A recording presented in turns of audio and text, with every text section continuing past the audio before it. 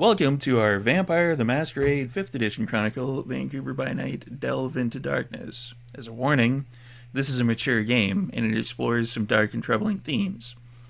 We may not be mature, I'm not, but these themes may include body horror, gore, violence, loss of character agency, gaslighting, mind control, and many others. Our players have discussed consent and boundaries, and we collectively avoid situations that may be triggering. The players will always let me know if anything gets uncomfortable by using the yellow and red cards in our private chat.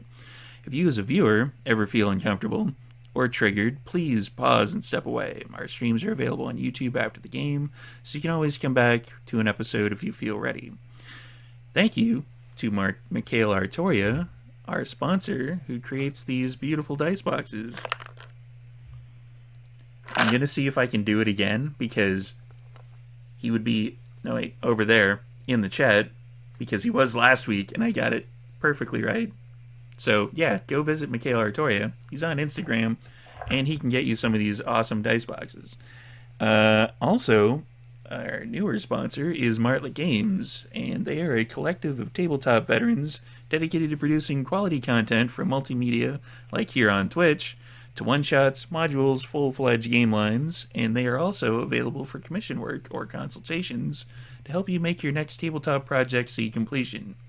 Investing in the World of Darkness fan community is just one approach Martlet Games is taking towards world domination. Wait, world domination?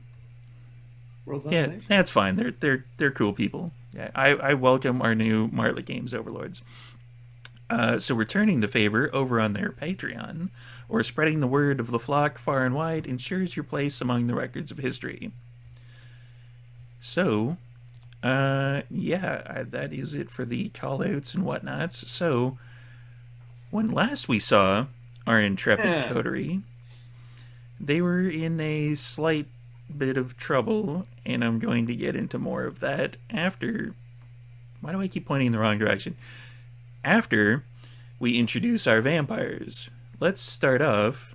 Let's mix up the order a little bit. We're going to go top row, but start on the other side this time. We're going to start with Astrid. I was wondering whether they had put me on the spot with her. Alright. Yes, hello. I am Astrid. Crystals Demisi Extraordinaire. This deck that you actually see in the background is done by Canadian Australian born by Epimates called Advantage of Sara. Check it out. Please support all Canadian things here on this table. But yes, Margaret is very much in the line with my interests of things aligning with crystals, metaphysics, things of that nature. She's been around for quite a little while. But happened upon Savisi embracing her while she could have gone Toreador, she could have gone Venture, but she happened to become a Savisi. And now here she is with quite the mix of a coterie. So let's see what's going to happen for part two. It is quite the mix of the coterie. Speaking of the mix of the coterie, Prince. And... me. There we go. Yeah, you. Yes.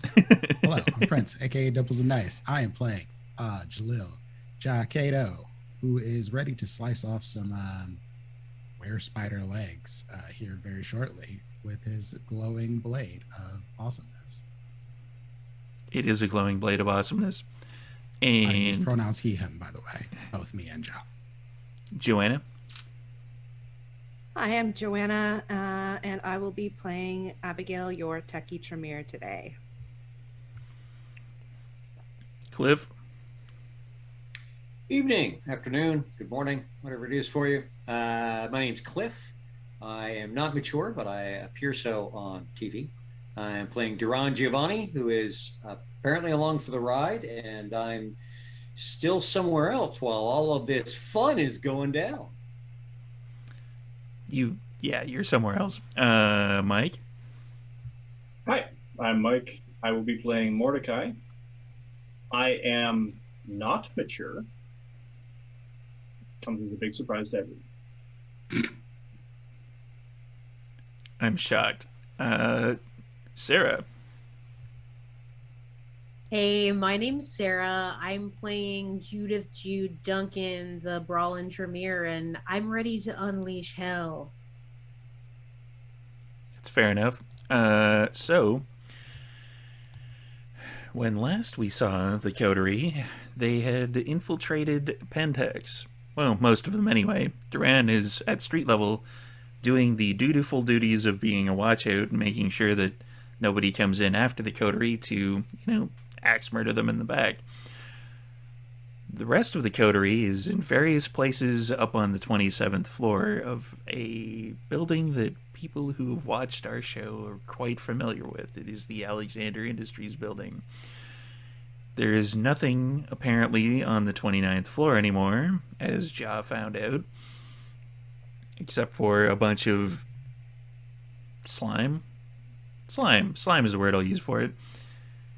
And upon stumbling into the 27th floor, there was some sound that their quarry may have been making, and they wandered into a room with some of them, and they, one of the occupants of said room started to mildly malform and rip out of their suit. So that's where we're going to pick up this particular session. So, yeah, what is everyone doing who happens to be in the room at the moment? So I believe Mordecai's gonna leave. So that's a fair kind of tactic. Yeah, tactic. I'll use that word. I was down the other side of the hallway. Yeah. Jazz down the hall at, some other building. And you hear, like, kind of a ripping, like, it's a suit, like an actual, like, well-made suit. So its ripping does not make a quiet amount of noise. And that gives Duran, like, just looking up from street level, you take aggravated willpower damage. Just like, ugh. Oh, the suit. Somewhere a suit died, and Duran is like, ugh. That's painful. What is Jude and Margaret doing? I believe you were in that particular little group. I'm assuming Mercy is going with you out the door for Mordecai. Like good assumptions. We're basically just sort of defensive stancing. And being Mordecai and his level of combat skill, he makes it look as awkward as possible. There is no level of combat skill. It's like, what's the next number down from 0? So, yeah, Ja hears the ripping and the tearing. Margaret and Jude, what are you up to? Margaret will the outfit that I described previous from the small of her bag. She'll pull out a revolver and she'll just toss it to Jude. And since her voice changes, I don't have to worry about the Wookiee accent for right now, at least. So no, you hold on to that if you need it. Great, I have things that I can do, and with that, I'm going to go ahead and tempt the beast and do a rouse to get some weapons going to decent style. That's fair. And with feral weapons, after you do your rouse check, I'm definitely going to ask you a question that I generally don't ask Gangrel players. Well, she doesn't have feral weapons because of her Zamisis stuff, so Right. it essentially gives her feral weapons. But yeah. I think it's the best to do one. But yeah. I get what you're spelling out. Where do these weapons come out of? I will let you know once I have those rules. I too will perform a rouse check. Okay. This is what I would like to do. Jude is going to lean over and take a engraved hunting knife from her boot. And what I would like to do is I would like to slash open my palms with the knife. And then I will make a rouse check here. As you do. I succeeded. And I am activating Acidic Touch. So my blood is now acidic. I am immune to the effects as the user, and damage from hand-to-hand combat now causes aggravated damage. So what? And I wanted to get the layout. So we're in this room. Is there like a table, and then this guy that's transforming is, but like behind it, or like what's the layout of the room itself? Okay, so when you went into the room,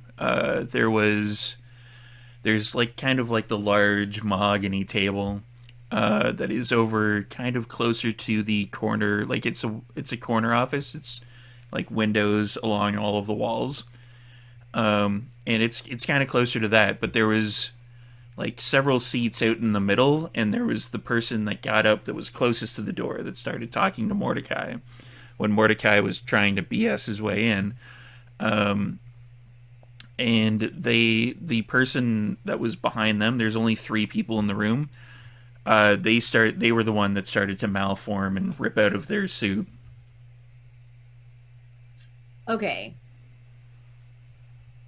So I basically want to just bum rush the guy that's transforming, with my palms out and ready to sink my hands in with the acid blood. Okay. So you're gonna reach out and grab him? Pretty much, like, yeah. I don't know exactly how far away I am from him, but yeah, I want to. The bigger guy, sorry, or just the closest guy. Okay, just the closest guy. He would be the third in the row because it's kind of a row because they were watching a like a PowerPoint presentation when they were so rudely interrupted. Whatever. So yeah, sure. The third guy. Yeah, I just want to grab him. I almost want to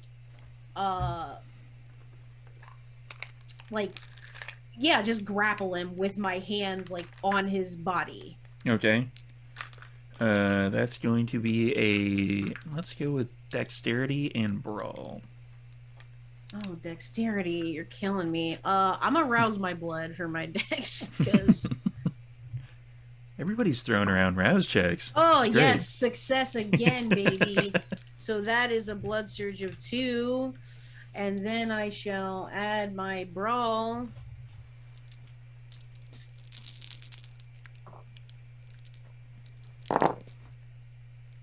Okay, I got 3 successes. I also got 3 successes. So I go to the active vampire. That is true. So you go towards him, you rush forward. He takes a swipe, and it kind of claws near, like the shirt covering like your kind of midsection kind of gets shredded. Okay. Like the strap on one of your suspenders kind of flaps off due to the ripping, but it's kind of like you reach in, but as you're reaching in, you kind of push your hips out a little bit so that you miss getting clawed in the guts. But then you manage to put your hands on said werewolfy type creature. Mm-hmm. And it kind of recoils a bit, like, and Ja definitely hears all this going on. Yeah, Ja is definitely like, let's go. And Ja just comes, like, as he's walking down the hall trying to investigate the rest of the area, he just turns around, snatches his sword off the back, throws off his jacket, and is just going in like full speed. And then meanwhile, he is taking the blade across his hand and just cutting, and the blade is getting covered in blood and just starting to glow as he's coming down the hallway. All right. Make 2 rouse checks, and I take 1 superficial willpower damage for this, which is great. But my weapon will no longer do halved damage to supernatural creatures. Dun dun dun. So a fail and a success on morale checks, so I get a bit hungrier. And your beast kind of shows up like, Ja, you need to eat. I will feast on whatever is left. Fair enough. So Ja just brings out the sword. As soon as he sees this thing, it's just straight in. No hesitation, just blade out, just. And that's one of the things in my games. If the beast is talking to you and you're actually making plans to eat, it'll be like, yeah, you know what? Okay, that sounds good. Fair. With that, Margaret. Yeah. I will keep what I was literally doing for next turn if that comes, because there's storytelling questions with that. But there's something else that you guys I can do as well. So she's basically going to step forward and try to use the flesh crafting on it, which requires them to make a Cinema plus resolve. I did fail my rouse check for that, so she's at 104. One quick thing. You're attempting to fleshcraft the creature in front of you? Yeah, basically what she wants to do is basically take its arms and basically like push them like against themselves and just make their arms like just like formate into their body. So they don't have arms anymore. There's a slight problem with that plan. Okay. Under the new flesh crafting stuff, you can't actually do it in combat. It would take like an hour to do. That's right. Okay, so instead, because it, the redistribution, so that's storytelling question I was asking you. Okay. It does say that, you know, the number of successes, like, for example, Margaret has 330, and it says that you can only do, like, redistribution weapons armor for as many thousands as necessary. Well, she's already done that. So would you constitute that, since this is another turn, she can do another up to 3, and then you got the 4 successes, same roll required? You can't add on, unfortunately. Like, the maximum number would be whatever you have in protein. Got it. Yeah, so I believe you're already at 3, but you've already boosted everything up, like, kind of massively. Pretty much. All that she has left to bump up would be her stamina, but it only lets you do it at max 1. So it's 10. But you could rouse check. That would work as well. Mm-hmm. Excuse me. I will go ahead in that case. Yeah, go ahead and do that. Nullify that one that I did. Okay, yeah. Yeah. So I will rouse her strength. And that passes, so she's at 103 actually. And we're just gonna go ahead and do a straight up Dex and Brawl. You just roused for strength? Yeah. Would you prefer strength and brawl? I'm flexible. I thought it said strength and brawl. I'm sorry, strength and brawl. All right. So, that's going to sound like a lot of dice in a couple seconds. Kinda. Yeah. Mordecai. A lot of dice.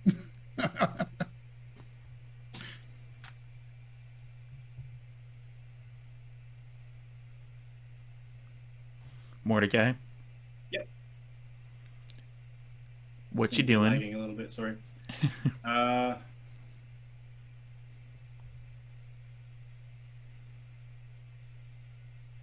I'm going to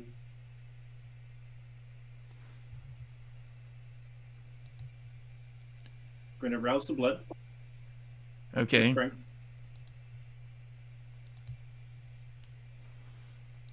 A 9. So yes.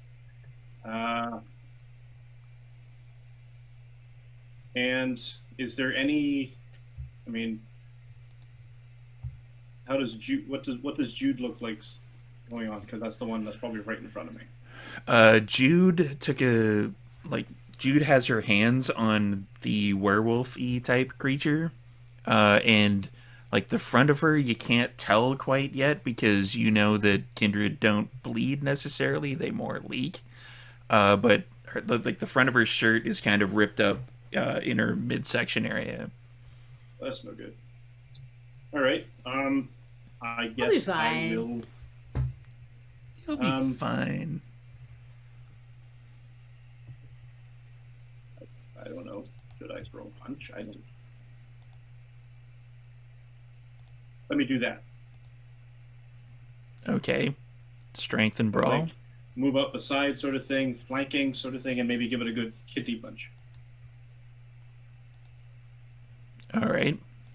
I sent you that chat message.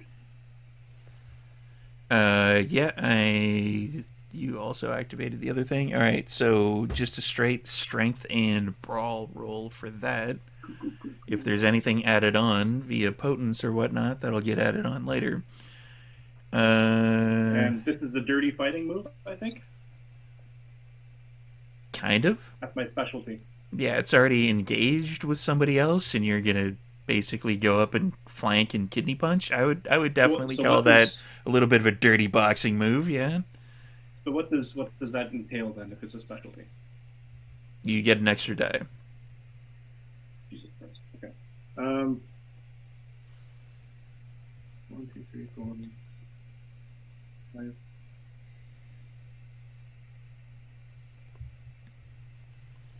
5. While And he's I add the potence. not yet. Okay. So out of 5 successes out of 8 dice. 5 successes. What's your potence rating? 2. So that'd be 7. You hit it. You basically just come up like, the pugilism stance, give him a shot in the kidney. It doesn't look overly phased.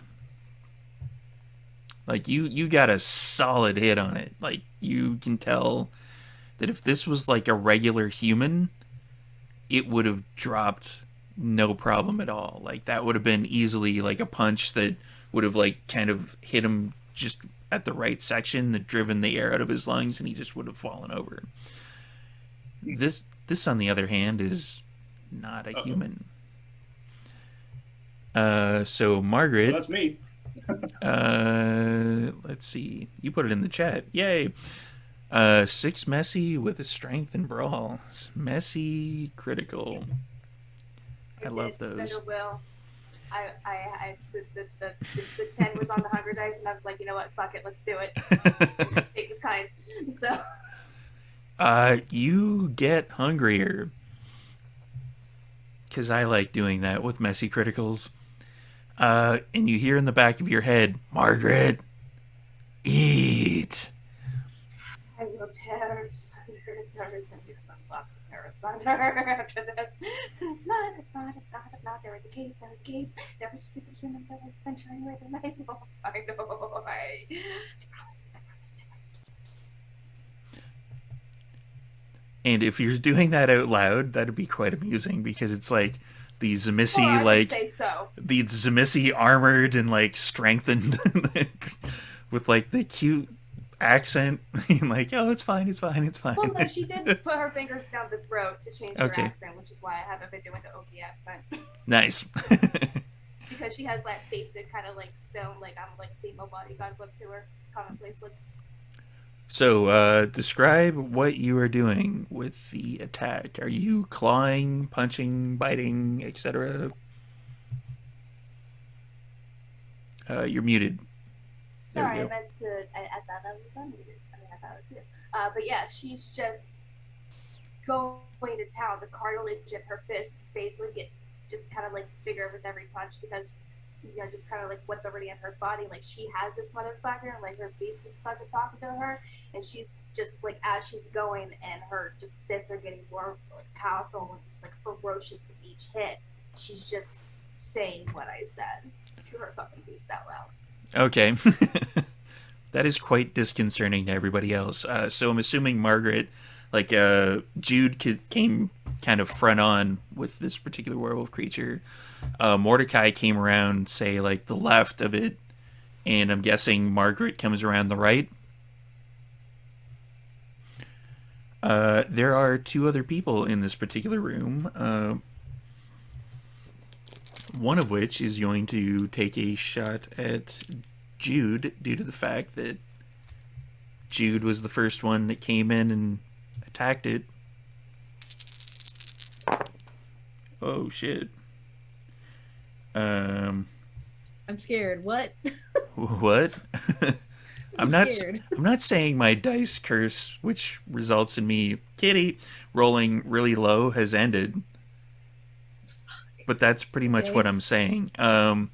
So Storyteller, if I'm in the room, can I possibly use a move to do something to counteract that gun that I'm seeing coming up at Jude?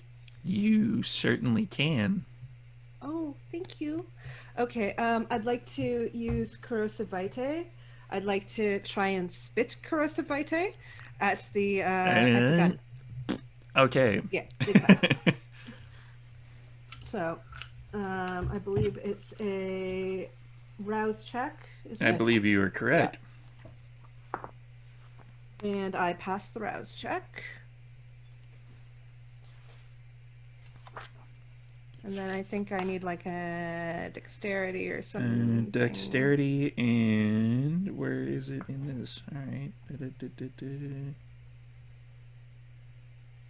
Doesn't actually say, so fuck it. Dex and athletics.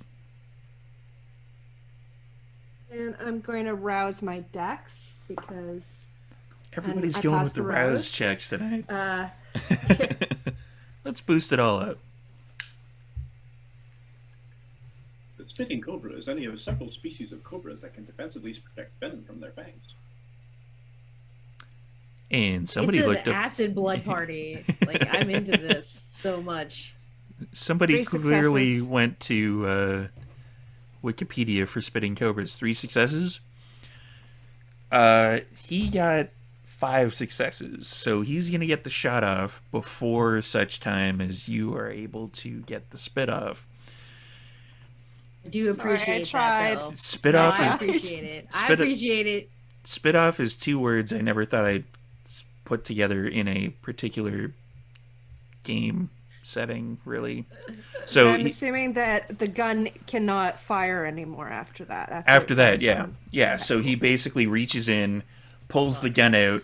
As soon as Abigail sees the gun, Abigail bites her tongue and spits. But as you see, it's kind of like a slow motion thing. Like the gun is out, the spit is coming in, and then the shot goes off, and then the spit interacts with the gun and kind of melts it, and he's like, ah, after that. So Jude would take 2 points of superficial damage because we round down Okay. as you get shot in the back a little bit. I got shot in the back. Yeah, because you Okay. would have had to rush past those 2 guys to lay hands on the werewolf-y I'm with creature you. thing. The other one is taking out somewhat of a kind of knife-ish thing, and Oh, shit. they're going to be stabbing Mordecai. Because shit. Mordecai was second in the order of running in, and oh boy. Is anybody doing shit. anything to counteract that? Can I don't think I can I? You cannot. You've all moved Okay. this particular turn. I was just... At the end of this turn, though, that's when Jaw will be coming Yeah, I was barreling, say, I don't think I can yet. barreling in Help the door. us, Ja. Help It's okay. us. It's fine. So, Mordecai, this being a Don't worry, I don't have a lot of supernatural dice left type, that I can't roll. this being a supernatural type blade, you are not course it taking is. half damage from this. Of course I'm not. What's your health again? Low. What is mine? 5. 7. No. 5.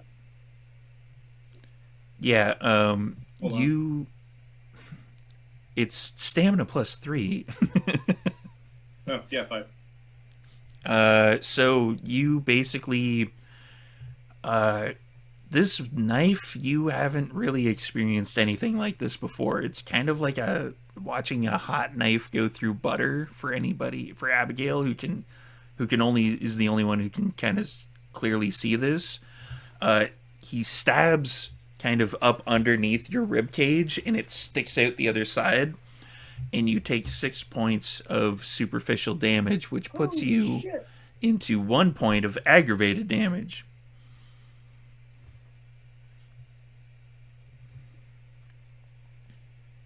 I don't even know how that looks on the health bar. Well, regular damage, and this helps for anybody playing the home game too. Regular damage is just a slash through it.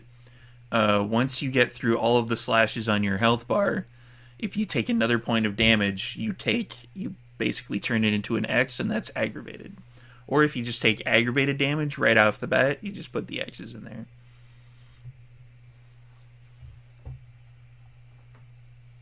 So yeah, Mordecai's kind of hurting.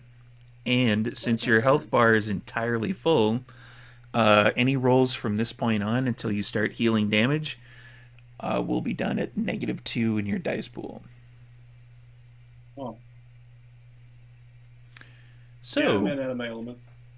Next round of this particular fracas melee, Ja comes in. Ja will now be able to react to people that are doing stuff. Let's go in kind of the way I kind of do it is kind of like the order of importance. It's kind of like a circle. Like the main combat right now is occurring around the werewolf, so it'll be Werewolf, Jude, Mordecai, and Margaret, and then we expand out from there. So what are each of the three of you doing? Let's start with Jude. Okay. So am I suffering any penalties other than the superficial damage? Your health track is not full, is it? No. Nope. Yeah, you're fine. Okay, cool. You just got shot in the back. Great. Now this is up to you, storyteller. Could we possibly say that I brought one of my spider buddies in a tiny little thing in my pocket? Oh yeah. Well, you regularly kind of wear kind of like combat pants type thing, right? Where you have like all the pockets everywhere. Yeah, Mm-hmm. That's easy enough to do. Fuck it. Yeah. Okay. Great. So, what I would like to do at this point then is to almost like as fluidly as I can, I get shot in the back and I reach into my pocket. I'm sort of keeling over slightly, and then I take one of the spiders and I pop it up under my tongue and I say a prayer for Danny Brown the spider, and then I want to basically just go around the werewolf creature type thing that I was attacking, like go around and then just climb up the wall onto the ceiling behind him, and then position myself on the ceiling. Okay. Yeah, that's easy enough to do. I'm gonna get a Dex and let's go with a Dex and Athletics check for you, because the werewolf, at the time that you're doing this, is gonna take a swipe at you, but he's kind of hurting a little bit. Yeah, it's at this point I wish I had anything in athletics, but we're gonna just do our best, aren't we? We are. Okay, I'm going to spend a willpower to re-roll a non-hunger die. A non-hunger die. Yeah, I have literally one. I got 2 successes.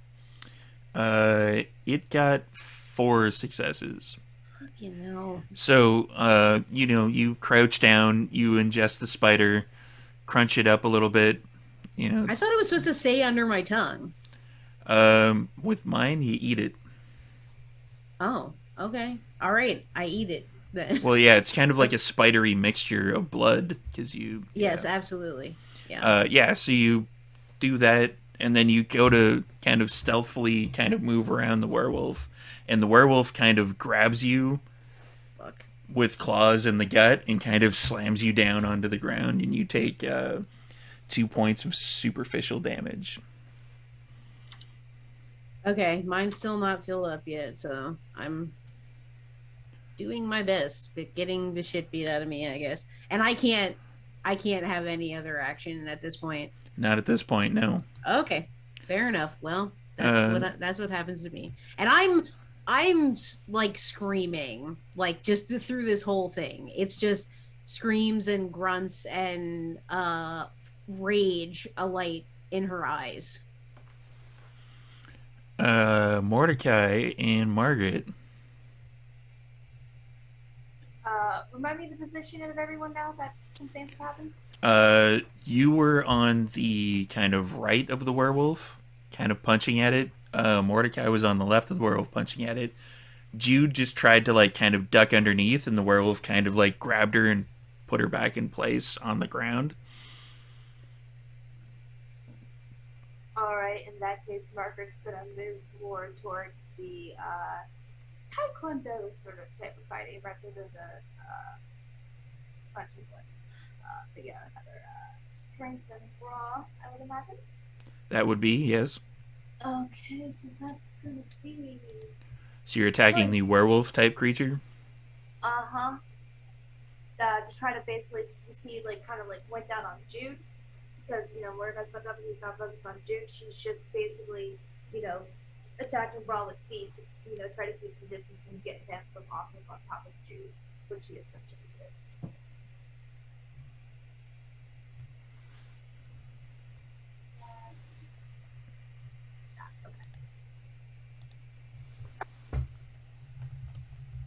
Oh, my hunger's that. That's one success. I could spend a willpower, but that's only one dice I would get. So I'm just one success. Yeah, so you know, there's a bit of commotion that's kind of going on your side of the werewolf, with like, he kind of elbows you a little bit, and you kind of lose your footing ever so slightly, but you do get a kick in on him. Like, there is, it's just not as solid of a kick as you would definitely want in this situation. Mordecai, what are you up to?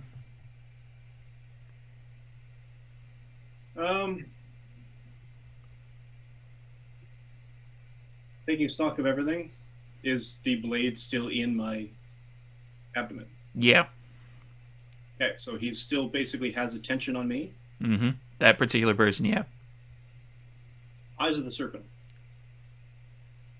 I'm going to freeze him in place. Alrighty. Because if I estimate correctly, my good buddy Ja with his bloody sword is going to be coming in a minute. And he gets a free shot. I mean, you're not wrong. The Ja's coming in. I just don't know what the dice are. Give me 1 sec. I'll be looking that up. I don't imagine my pretty actually makes any difference here. Okay, technically it's a Soko. Nope, that's the wrong section. I will be looking that up momentarily. Give me 1 sec. And Abigail, what are you up to during this fracas? Well, I mean, I absolutely need to protect Jude. So I am going to pull the boot knife out of my boot. I am going to use Scorpion's Touch. And I'm just going to bite my lip and take the boot knife and go like that. Oh. And I'm going to try throwing it at the werewolf. Alrighty. I believe that is a rouse check. Yep. As I am looking through the Anarch book for them wacky setites. Pass the rouse check. I'm doing good on that. Toreador. Yeah.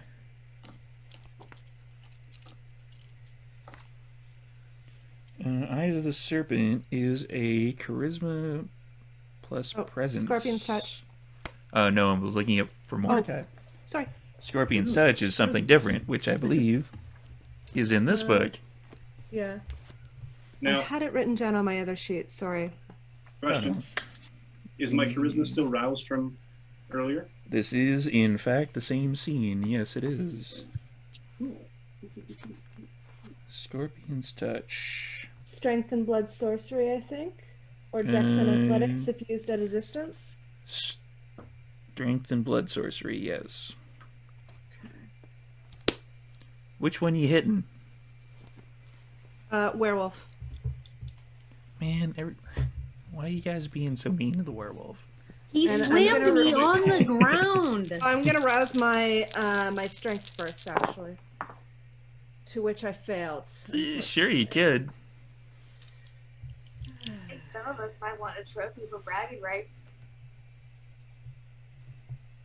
Future putting on my body maybe as a second head or something. I don't know. I mean, Charisma plus, or is Abigail's thing happening first? it's 2 different opponents. Oh, okay, never mind. Yeah, so it's charisma plus presence for you.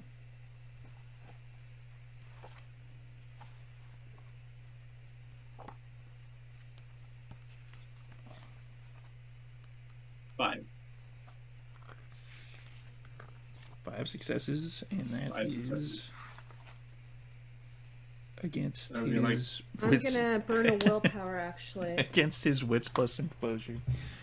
So That's basically, fine. sort of a light slap, reaching up since he's already got me kind of pinioned on this thing anyway. Just sort of light slap. Hey, hey! Nice up here. 5 successes, Abigail. So you describe how you're throwing the knife. Okay. Yeah, so basically knife goes, bite my lip, take the knife, like that. I've roused Scorpion's touch. I'm hungrier, all that good junk. And Abigail, I throw it. I'm busy, Winston. you're not Not throwing now, correctly. later. Yes, no, you see. Didn't we I tell can- you how to I'll do eat. this in the SAS? I'm going to eat. Just give me a minute. And then I throw the knife at the werewolf. The knife hits the werewolf. The werewolf seems entirely unaffected. What the hell? Oh my god. I wish it was easy for me to show you my roll and not fuck anything up, so I'm going to try it here. Look. That is a lot of white dice on these black dice. Yeah. There was like 8 successes. Well, that's a thing. Well, that happened. That did in fact happen. And webcam, there we go. Just make sure that I look semi where I'm supposed to be. There we go. All right. Yeah. So, yeah, you definitely hit it with the knife. Like that was a good shot. However, when the knife hit the werewolf was just it looks like it didn't even pay attention to it at all. Like it was just nothing. It's like a mosquito bite. So Mordecai, you got the other guy transfixed. Actually, wait, I have to do his wits plus fuck all roll. Yep, that's pretty much what I predicted. So I got 2 I heard, successes. 2 dice there. Yeah, it was 4 actually. So there was 2 successes, and you got 5, right? So he's like,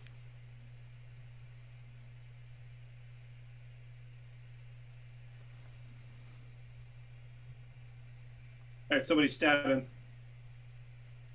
Can Anyone? I take this opportunity for Margaret to jump at the werewolf and beat upon the werewolf? it's not the werewolf that he's got attached. Oh, I mean, still, she's fucking like ravished. She needs to fucking eat. That will be next round. You've already taken an action this round. Ja, you come in upon this interesting scene.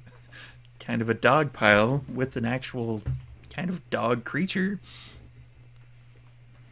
As soon as Ja sees the room and sees the situation and this monster, he does a soaring leap and then just tries to land like feet first on chest with sword going down, just right into chest. Oh, good. That'll be a strength and a Melee. mm, the yeah, sword. yeah, melee. I was A lot gonna of dice for this. I was gonna really mess you up and go athletics because you want to do it the feet thing, but yeah, let's go with melee.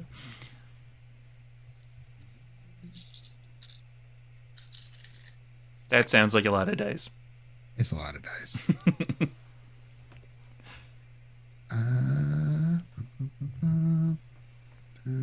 You know what? I'm gonna burn a willpower for this just because I have so many dice and I can get even more success. We call this crit fishing, kids.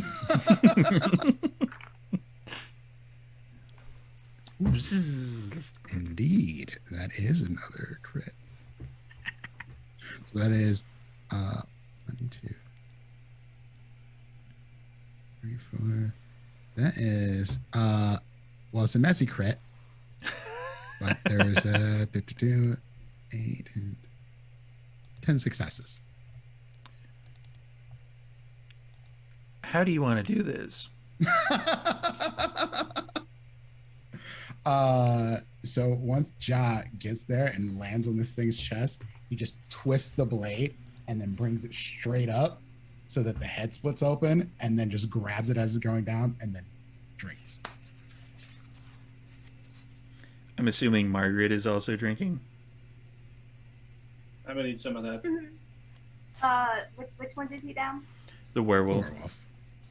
Yeah, because I would probably say she's never had werewolf before. And this You might want to fleshcraft his head back together though, because I mean, we're draining him. Do we really have to? I mean, there's other parts of the body we Don't can worry fight down about on.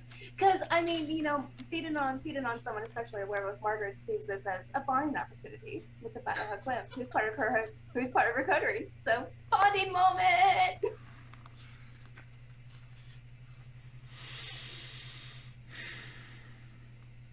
So, there you go.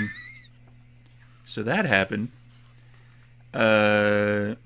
Is anybody going to stab the other two people? Or is Jude going to partake in the werewolf? Is the werewolf down? I mean, we don't... The werewolf is very dead. So what about the dude that's like I'm in a little bit of a lock with? You're still there. Yeah, could you guys maybe pick up the pace a bit? I can't hold this forever. Yeah, Ja just gets up off from feeding and looks at this person and is like, run. I like the chase. Yeah, he's bugging it. Which guy? The other guy, the guy who had the gun. There. You got stabbed by the guy with the machete. The supernatural machete. Who's still looking at you. He is still looking at me. Yeah, so the other guy's booking it. Down at street level, well, we'll do a quick rack focus for a bit.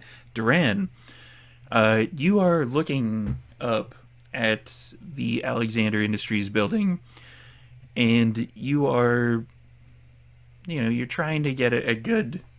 You've heard a bit of the chatter, trying to keep an eye on things.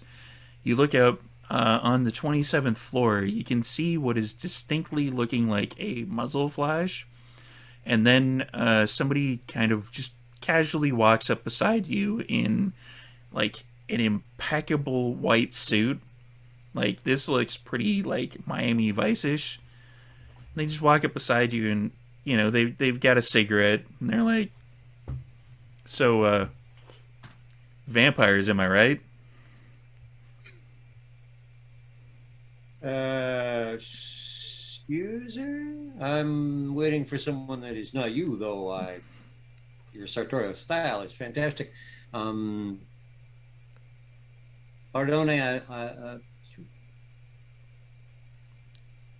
Vampires, am I right? There's nobody else on the street. It's basically just somebody who walked up to you.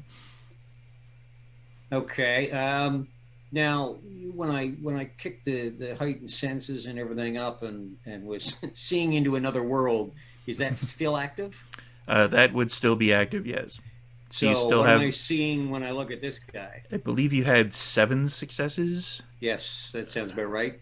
Okay, so your heightened senses, you pick up, like, you actually kind of almost smelt this guy coming before he walked up to you. Like, there's a definite musk in the air, but it is dampened by like rich, like very, very expensive cologne.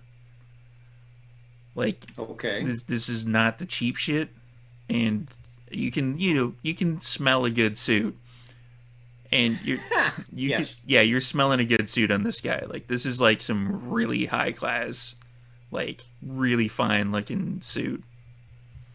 And what you hear from him as he comes walking up to you, you can hear like his heartbeat is going probably about twice as fast as a regular humans would, but you are, you see that he's not sweating or anything. He's not exacerbated. He's just, hanging out, having a smoke.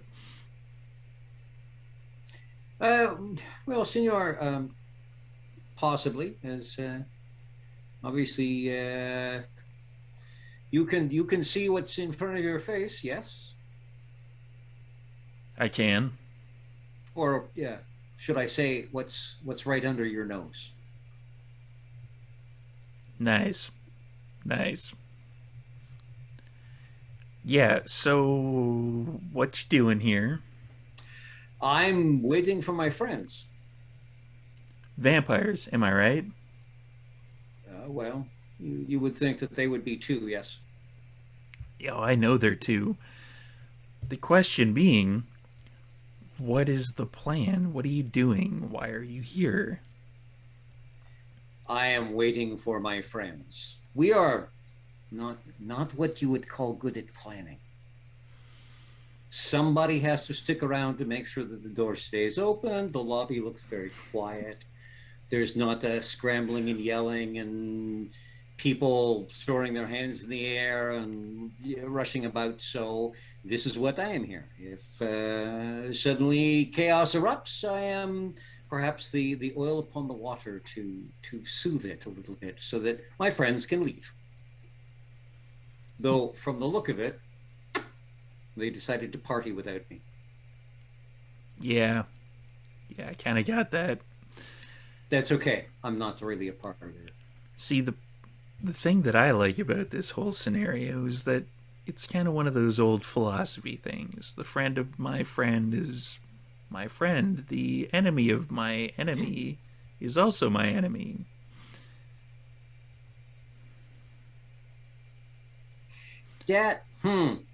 Yes. Okay, I understand how that goes. But we burn that bridge when we get to it. So if you're here to, say, for example, given the floor that it's on, fight Pentex, that would make you my friend, roughly. I would hope so. I would loathe to see a suit as expensive as either of these come to any form of harm. Fair enough. So, I'm going to need something from you before I do my thing. Might I ask what it is the thing is that you're going to do? I'm going to go up. I'm assuming they're on the 27th floor if it's Pentex. That was the number that was tossed in my direction before they went in. I'm going to go up there and retrieve a few files.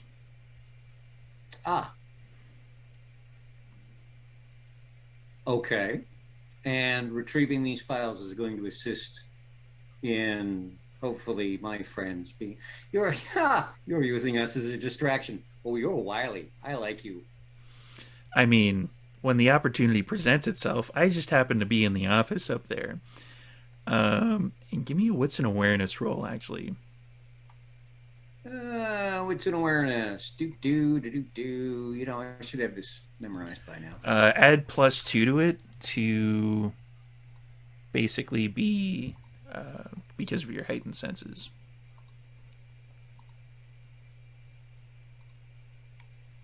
Yeah. 6 successes. Yeah, once again, you're kind of able to pierce the veil and see beyond everything else. When he looks up, you can kind of see, like, right by his left arm, it looks kind of silverish and metallic. Interesting. Okay. And how can I assist with everything that's going on, considering that I am just standing down here minding my own business? Well, you can come with me. Oh, no, senor. That is, no. But thank you for the invitation. As I said, I am not that kind of a partier. Though you're just going to slip in and slip out, there's no chance of us getting into any kind of a thing. That's what I was thinking. We go in really quick and then go back out. Probably with your friends. I like this idea. Hopefully with my friends. They've grown on me somewhat. I would hate to lose any of them. See, I've got a few people and he kind of like, you can't see that he's communicating with anything per se, but he lifts up his left arm and he's like, yeah, keep an eye on downstairs. And he's like, after you, sir. And then you see a bunch of people come out of the Agamemnon Industries building. And they're just, some average looking people. They seem to be walking around, but you can definitely tell with your number of successes that they have like the, thing around the ear going down into their jacket. And there's two of them that are kind of, they don't fit in with the rest. Let's put it that way. Their clothes are disheveled. They're beat up. It looks like their clothes haven't been washed in a while. They're kind of sticking to the periphery. Beginning. Yeah, we should head up. Certainly. By the way, I'm called Duran Giovanni. Might I have the introduction of your name? You may. However, it's probably best that we keep things on what's called the down low. The less either of us knows about each other, the easier it is for us to deny that we were ever here. I can see the advantage to that, but I can also, my family is very accustomed to working in the shadows, so to speak. I can also see the advantage of us being able to perhaps build a relationship over time, slowly and quietly. We could assist each the other. We can certainly do so, but I'll have my ways of getting in touch with you. Do you have a card? I do. He takes it. Though I will say it is not a traditional manner that one can get in touch in one direction but not the other. We don't live in traditional times. Oh yes, but without tradition, what do we have? Well, okay, profit, but still.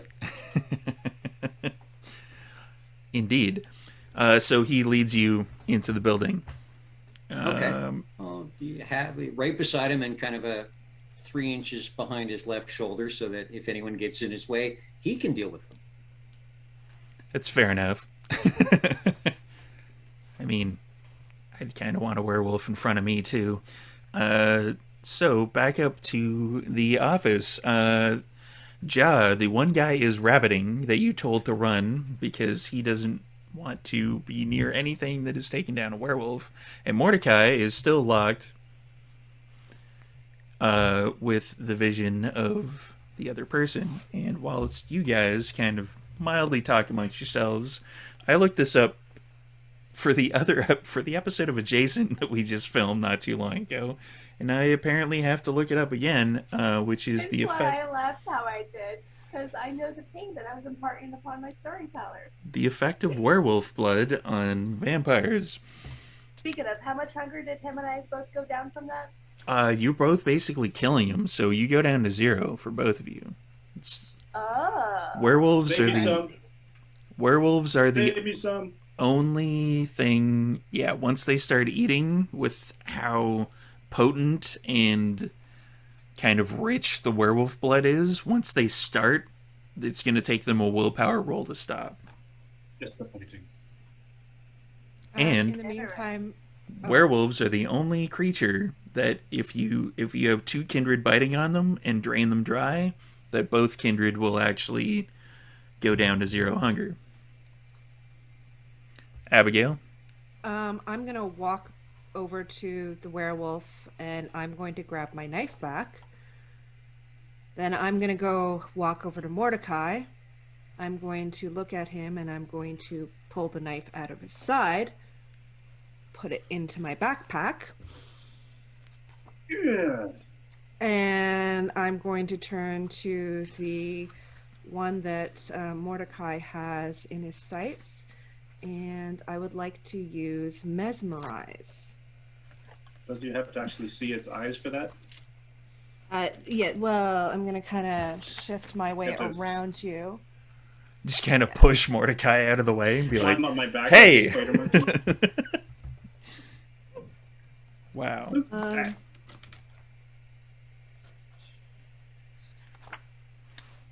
Werewolf blood. Found it.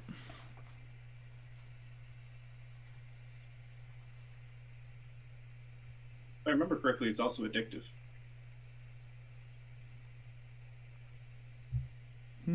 Dubbed the Great Enemy. I mean, Ja doesn't have a problem with addictive blood. Oh, no, yeah. I mean, he might have a problem because of it, but he doesn't have a problem with it. Lupine blood is potent stuff. Blah, blah, Okay, so blah. I need to And you've rouse got check. Margaret, who is embracing that peak of free love, drugs, psychedelics, all that shit. This is just right up our alley. Yeah. I This is passed the rouse ultimate check. upper. You passed the rouse check? Yeah, and then it's Mesmerize and what was it? Sorry. As you elbow Mordecai out of the way. Manipulation and dominate. Is he resisting? Yeah. Okay. So she's breaking my hold? Yeah, she would break the hold. Oh, fuck. Yeah, don't even worry about it. Oh, okay. Let's go with the new rules where it's like you take half of whatever your potential dice pool is, and then that's your number of successes, because Round up or round down? Round down, right? let's round down. It doesn't really Okay, so- matter. That would be 2 successes unless you want me to roll. Again, it doesn't matter at all. Okay. There's 0 All right. on this side. All right. So I have my gaze locked and I turn to Mordecai. I'm like, what would you like him to do? I don't make decisions like this. Don't we need somebody to question? I believe we do. So Abigail turns to him and says, "All right, you're going to sit down in the desk chair." And I point to the chair there's probably some chairs around the table. You're going to sit down and you're going to tell us where Edgar Gray is. So he basically, straightens his suit a little bit, goes and he sits down, and he's like, "That's Edgar Gray." And he points at the werewolf. Well, fuck.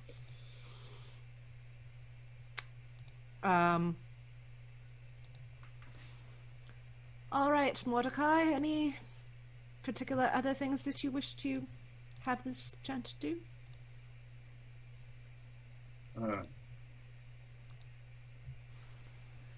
This plan went tits up fast. I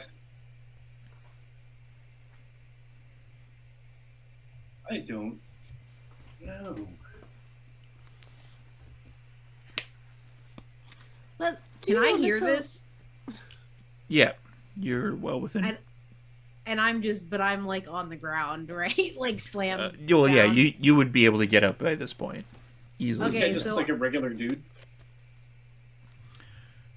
This guy might be like a regular dude.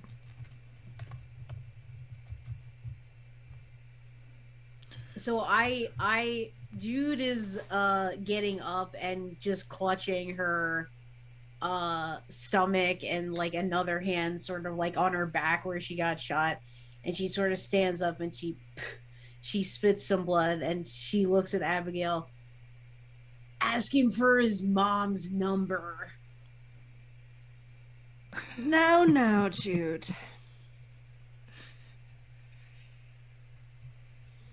What about the No. key? Well,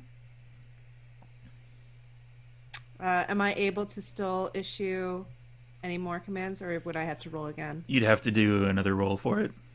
Okay.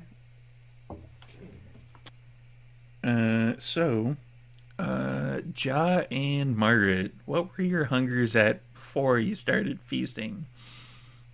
2 and 4. Holy shit. So your hunger is now 0 for both of you, but every point of hunger slaked with werewolf blood increases the difficulty resist frenzy by 1. Holy balls. That can't turn around and bite us in the ass. There's no chance. Someone's gonna have to put my sister down. Margaret is, in a manner of speaking, like, it's not so much shots of espresso, it's you were doing, like, ventis full of espresso.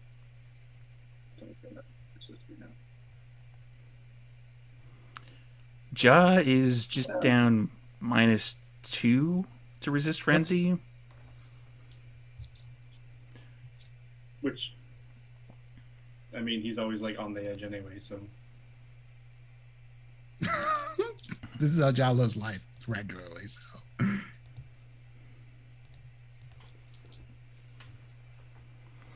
All right, so, and it's so weird just to say you're just at -2, like, as compared to a -4, that's like, it's half as good. So at this point, Duran and his friend would come kind of leisurely strolling in. Oh, after John's done eating, he's gonna chase that dude down. It wasn't Oh, yeah. that was a threat that he meant to follow through on. So Okay. as soon as he's done, he's just up running vampire speed. Just You pumping celerity into this? actually I don't know. I don't think I have celerity, do I? I do. I have rapid reflexes, but that's it. Yeah, you're a little bit faster. Yeah. But he's chasing this dude down, regardless. Let's see. I'm just gonna check your character sheet, and considering you're kind of on the razor's edge for the frenzy at this point, let's just say that you're able to, easily kind of, yeah, you could take this guy down. He's got a melted gun. It's mostly like firearms and stuff. Ja doesn't kill this guy. He's not that hungry. He just grabs him and brings him back to the rest of the group. You're not hungry at all. Yeah, Ja's not hungry, so he's just like, if the other guy was the guy we came here for, then maybe this guy has something of use. He shot a gun at someone who's got acid on it, and if somebody's hungry, then they can eat off him. Brings him back into the room. He's like, here, if you're hungry. Yeah, so Ja deposits the other particular human-ish, human-adjacent person back into the room. So what is everybody doing with the 2 people that we have that are in the room with them? Well, I got 5 successes. You asked me to roll again for the Mesmerize. I did. So I'm going to ask him, do you know where the key is? Can somebody refresh my memory? What's the name of the key again? I'll look it up, but the disappearing skeleton or the skull? Skull. Invisible skull? Invisible Invisible skull. skull? Do you know where the invisible skull key is? How much did you succeed on that? 5 successes. Yeah, you crushed him again. He improved mildly. He got 1 success, and then yeah, it kind of He's like, oh, well, anything of value he generally puts in the safe. Do you know the combination to the safe? No, only he knows the combination of the safe. All right. Do we have any safe crackers? Anybody with a little bit of larceny? No? I do got a little bit of talent in that. Smidgen. Well then, apparently if there's any sort of key to be found, it would be found in that safe if you feel like taking a crack at it. Ha ha ha ha ha. I would like to try my hand, as it were. I think because of the fighting stuff, her accent would come back. But would the larceny specialty of security apply to safes and stuff like that? I'd say so. I'd give that one. So it'll be a dex and larceny.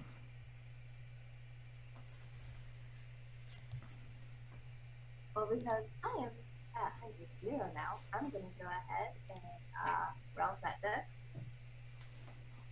So, just so I'm understanding, like, what all is, like, how this scene is looking now.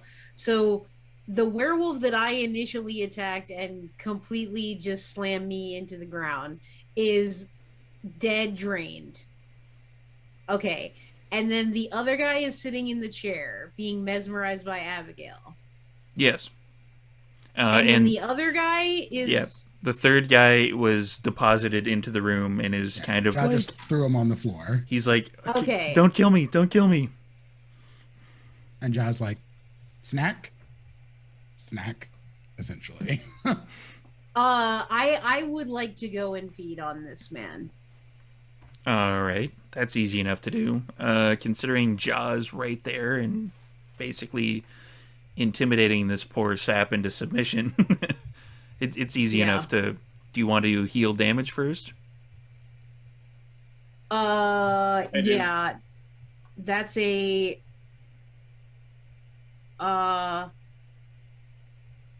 rouse check. I don't remember exactly the mechanics of the recovery. Yeah, it'd be a rouse check for superficial damage. Well, I have 1 aggravated. That doesn't heal though. That's right. Ag, you can heal with 3 rouse checks. Okay. I did succeed on my rouse check there to heal some superficial. So you'd take 2 superficial away for that. 2 superficial. Okay. I'm a rouse again then for the other superficial. I succeeded again, so then I have no superficial. And just the aggravated? Yeah, I'll just leave that on for now, and then I'll go and feed on the guy. I should do that too, actually. Say 1 rouse check per 2 superficial? 1 per 2 superficial, yeah. 8, 7. So, Any superficial roll gone. for the actual feeding? Not really. He's kind of intimidated at this point. Like, he doesn't want Ja to, like, chase him down and drag him back. He's definitely still walking around with a glowing sword right now. Yeah. And he definitely cut a were creature into a Y shape with it, so probably not a good idea to run again. And I'm going to push down the aggravated as well. So make 3 separate rouse checks for that. 3 separate rouse checks for Ag. 9. 6. 1. Your hunger increases by 1. What is your hunger at? Right now it's 1. It will be at now. 2, yeah.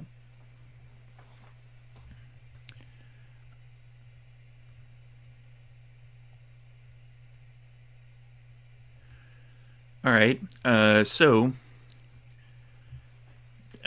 Jude, how much are you taking from this particular human-adjacent creature? I just needed just one is fine. So I just need just like one hunger. Alrighty. So Mordecai, are you drinking? Kind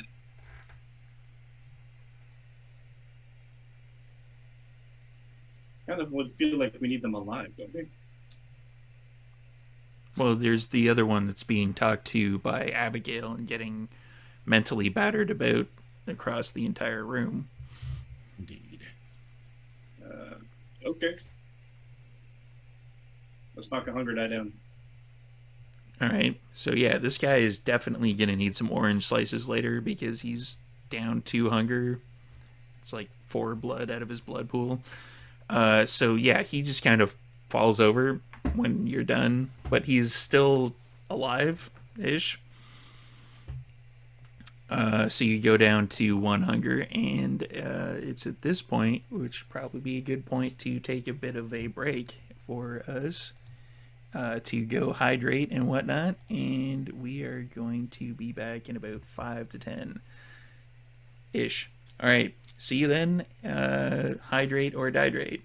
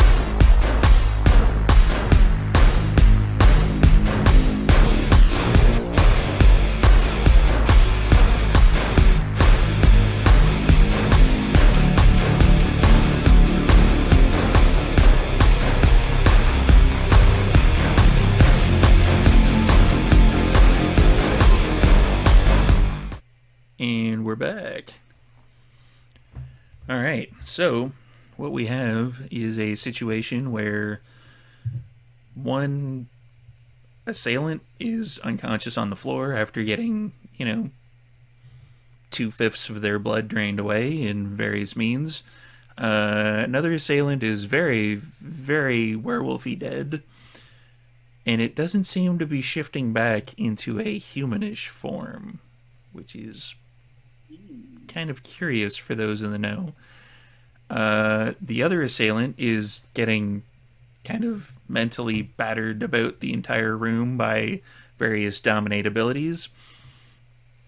And I guess presence abilities, because that sedate ability has now become presence, because they got rid of superfluous just disciplines, and it's great.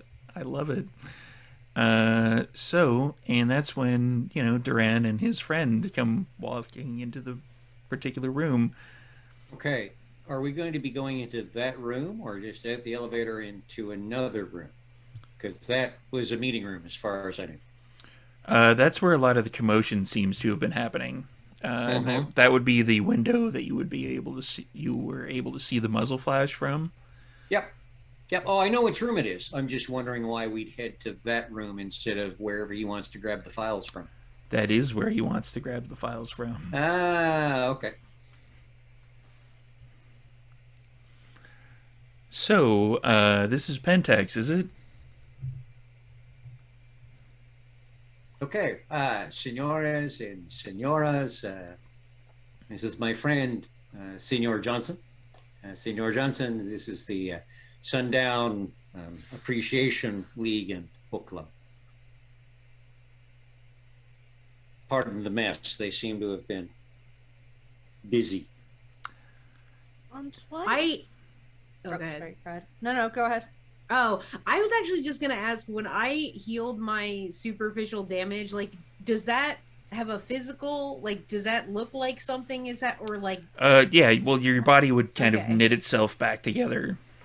Yeah. In the place. So maybe. Right. Back to the place where it was when you were embraced, essentially. Okay, got it. Like, your clothes are still a bit bloody from the hits that you took, but other than that, yeah, you're looking fine. My shirt. Help, and I'm just kind of like stretching out and getting limber again after being battered. It's like, yo, Durant, who is this? Why is he here? What? This is, as I said, Senor Johnson. He's here to just pick up a few things because we've made a window of opportunity. And perhaps he will be able to point us in the direction of finding certain things ourselves. Animal, vegetable, or mineral? Is he a vamp? Well, I wouldn't say that I'm a vamp necessarily. No, but, I wouldn't say he's a mineral or a vegetable, but he's not like us, but he's like us. Supernatural. Is he like that? And she points to the werewolf that is not yet. No, I'm not like that. Thing on the floor? That guy's an asshole. Well, yes, but no. It's not very clear, but that's fine.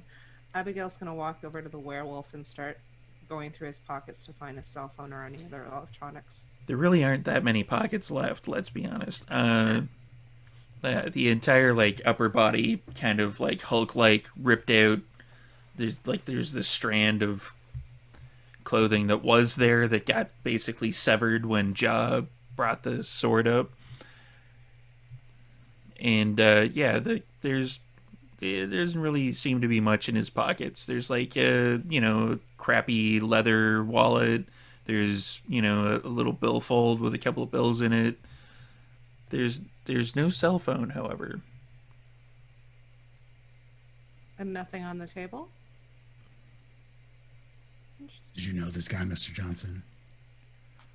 That guy? Yeah, he's a bit of an asshole. Yeah, we put that part together. No, you took that part apart, actually. From the looks of it, yeah. Nice work. Sounds like we're splitting words. So, Senor Wasn't Johnson, expecting that from a bunch of leeches, but sure, yeah, whatever. Splitting hairs.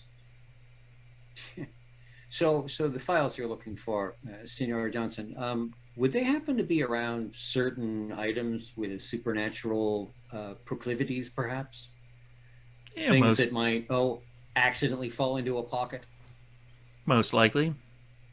Oh, excellent. Well, then, please lead on, and the file's yours to pick through. And if I see any little curios, I would appreciate if perhaps we were able to just I'd walk off. appreciate if you stayed out of the way.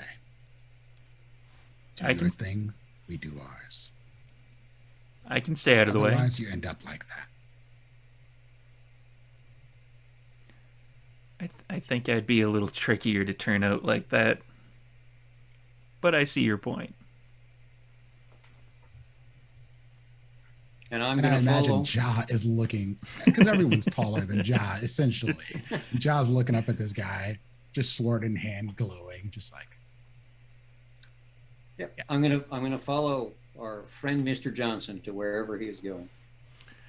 They actually kind of lead around the same spot, because the point that you pointed, the one particular character pointed out that is still mesmerized by Abigail is, it's the, there's a section of the wall that is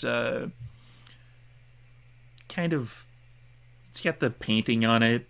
It's got, it looks like stereotypical where somebody in a higher up office would hide their safe, that sort of thing.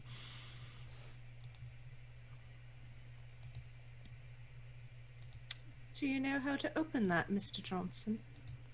Don't have a clue. Margaret, I believe you were attempting a dice roll in that regard. Yes. What about some of that? Look at that. Acid. Good mouse for that, and that did pass. So that's good. All else fails, yes, we can, corrosive vitae it, but I'd rather You, just open it if we can. Peggy, are you okay? She's Give us crossed a out at it. little- She's just waving her hand at you. And she's like, fucking, shut, shut, shut, shut. With the glass up to the safe and like,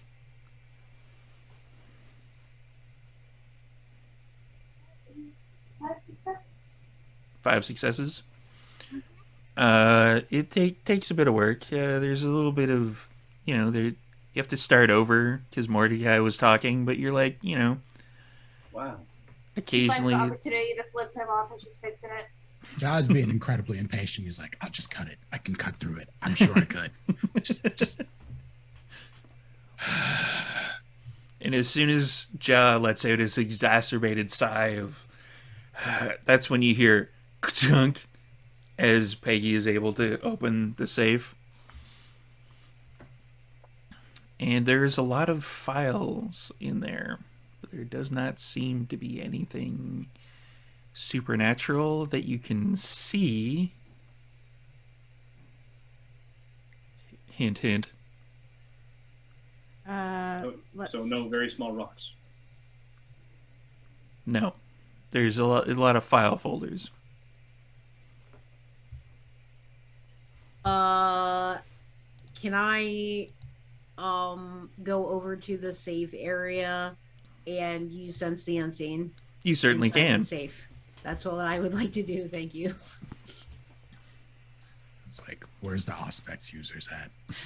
Yeah. So Jude goes over there. She's not as talkative as normal because all her cool moves were kind of struck down. So she's feeling a bit of impotent rage. That'd be Thank you, wits sister. and aspects.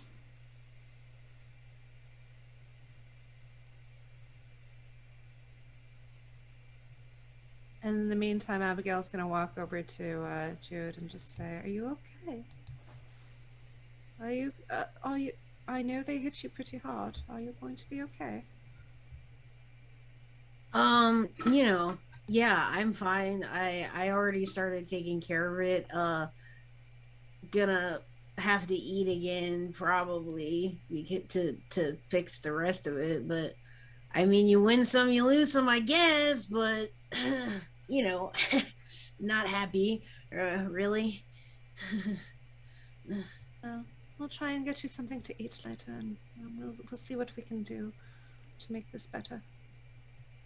Thanks, Storyteller? I appreciate it. I'm gonna hook that machete, find the machete sheath. I'm assuming it was in a sheath.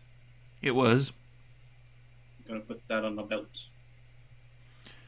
without the machete. Where'd the machete go? I took it. Abigail took it and put it in her backpack. I pulled got it out of two- your side, and I put it in my backpack along with my boot knife. While you had your eyes locked with the guy who had the machete to begin with. And your serpent's gaze. I got 2 on my sense the unseen. How am I gonna want that knife? So Jude blinks a few times and opens her senses to the supernatural world. You see something in the back of the safe. The when you kind of shift your gaze a little bit, like you shift your weight on your feet and try to kind of get a better bead on it. It's not actually in the safe. It seems to be behind it. And Jude will look at Margaret. There's something behind it, behind the safe. How do we get that? I mean, does it seem protected by magic, or can I pick at it a little bit more? Because I can pick at it a little bit more. Wits and awareness. Everyone take a drink? Yeah, Is that too. me? Is that am I doing that role as well, or? If you want to. Yeah, I will also.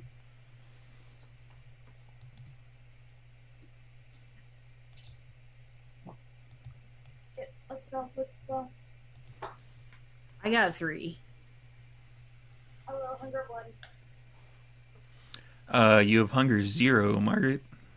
Well, now she's at hunger 1 because her West Rouse failed. Oh, all right. Yeah, but you're still angry though. Hangry, I guess, at this point.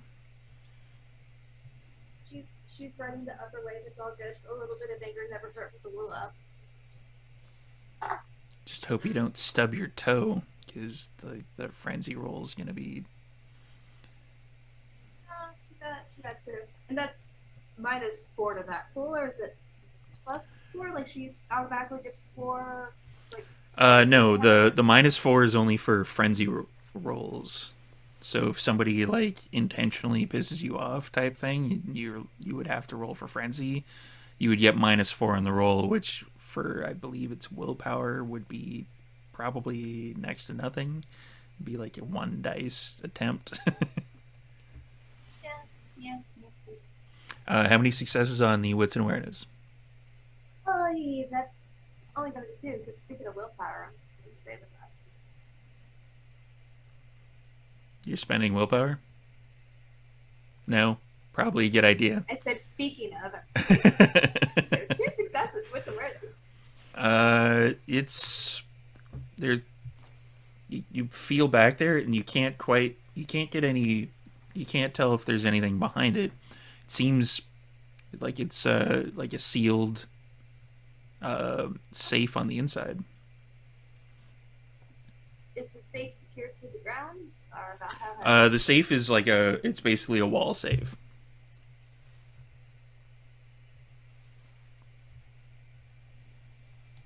How big is it? It's about 3 feet by 3 feet, roughly. How much potent would one need to pull it out of the wall? For something that's that solid, probably about 3 or 4 at least. Yeah.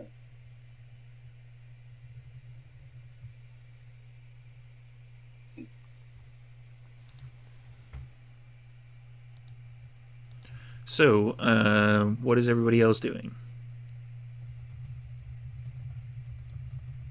Margaret, after feeling around, because she was like, hey, there's something back there, she'd be like, well, I don't know, I can't really feel nothing much of my recollection. Why don't you go and poke around in there, take a look, feel?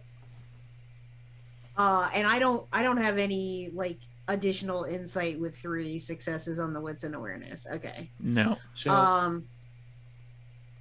I would expect with the crowd in front of the safe that Mr. Johnson and I are just waiting. Just hanging back. So, We'll wait until people get out of the way. do you regularly fight werewolves? No. Not Yes. something I would say that we do. For that one, maybe. That one, I possibly. The rest of us, no. They're a good test of strength. Some of them are even been friends. Go on. Warriors respect warriors. Fair enough. Not all of them have to die. And how? That's exactly the way I think about leeches. Some of you can be useful. Precisely. There was a whole situation in Philadelphia, werewolves, Elysium. It's very interesting to watch. Yeah, that word keeps coming up. What the hell does that mean? Elysium. It means you guys die or something? We're already dead, genius. Well, you're mostly dead.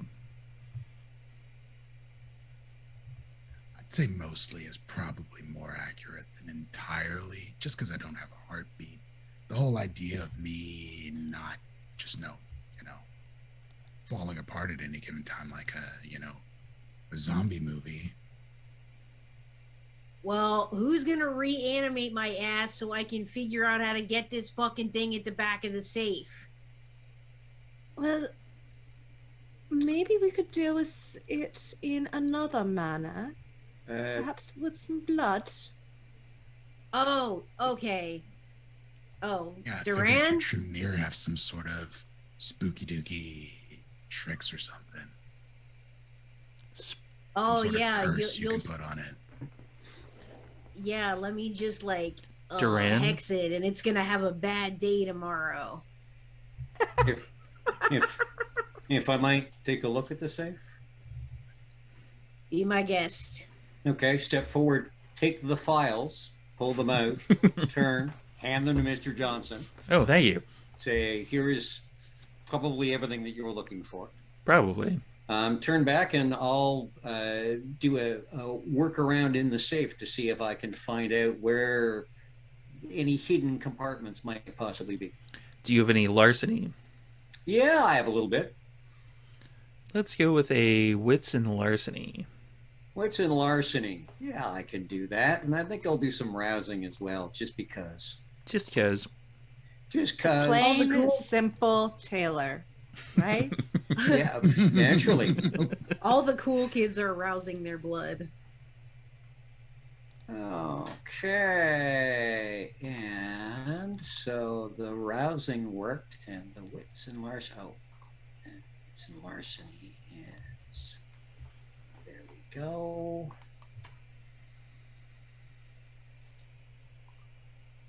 And that was one critical success. Just the one crit. Just the one crit. Dang it. That is one success. So you are trying to... Are you trying to, like, feel around in there? Are you just trying to, like, stick your head in, give a good gander? Trying to feel around, trying to look around. I'll kick on heightened senses to see if I can see any latches, triggers, anything at all. There is nothing.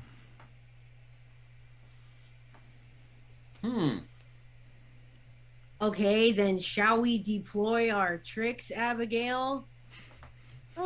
We might as well. It might go faster if we both do it. Where did yeah. you say which area? Because we don't want to hurt whatever it is, the key. So where exactly was the key in behind there? Like, was it near the bottom, near the top? Storyteller. It basically just looks like it's further back into the wall than where the files and everything, where the actual safe itself was. It just looks, it's like a minor kind of glow that was...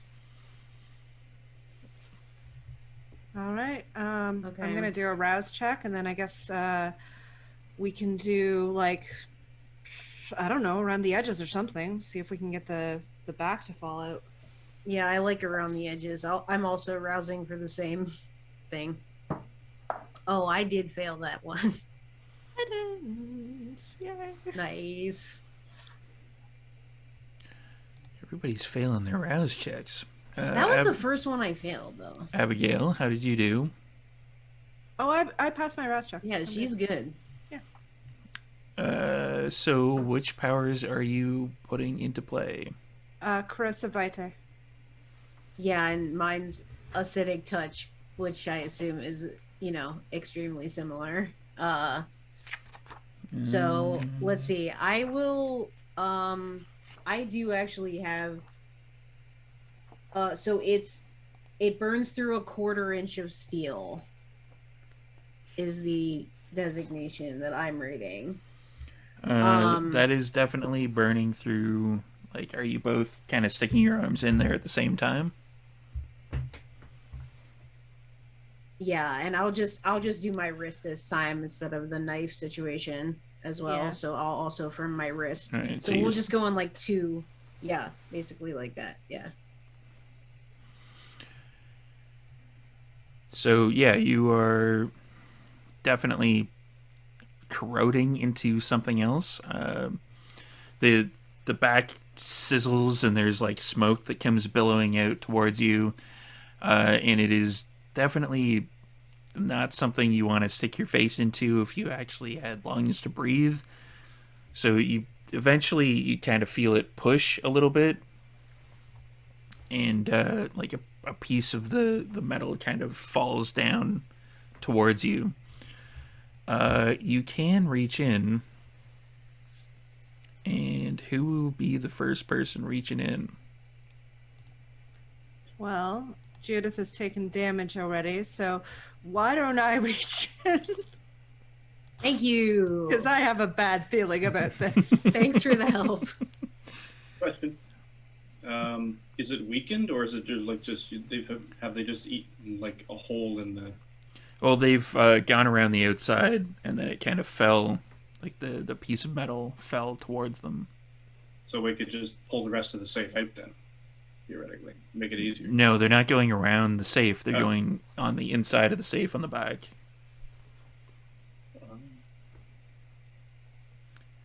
So, Abigail, give me a wits and awareness. Want to use my snake?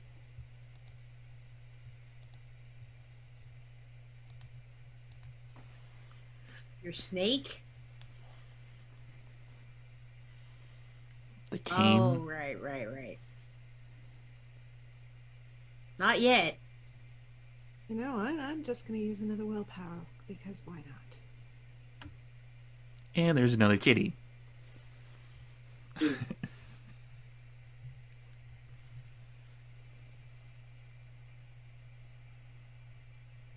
Two successes. All right. So which hand are you reaching in for with? Right hand. Or actually, left hand. Somebody has seen Indiana Jones several times.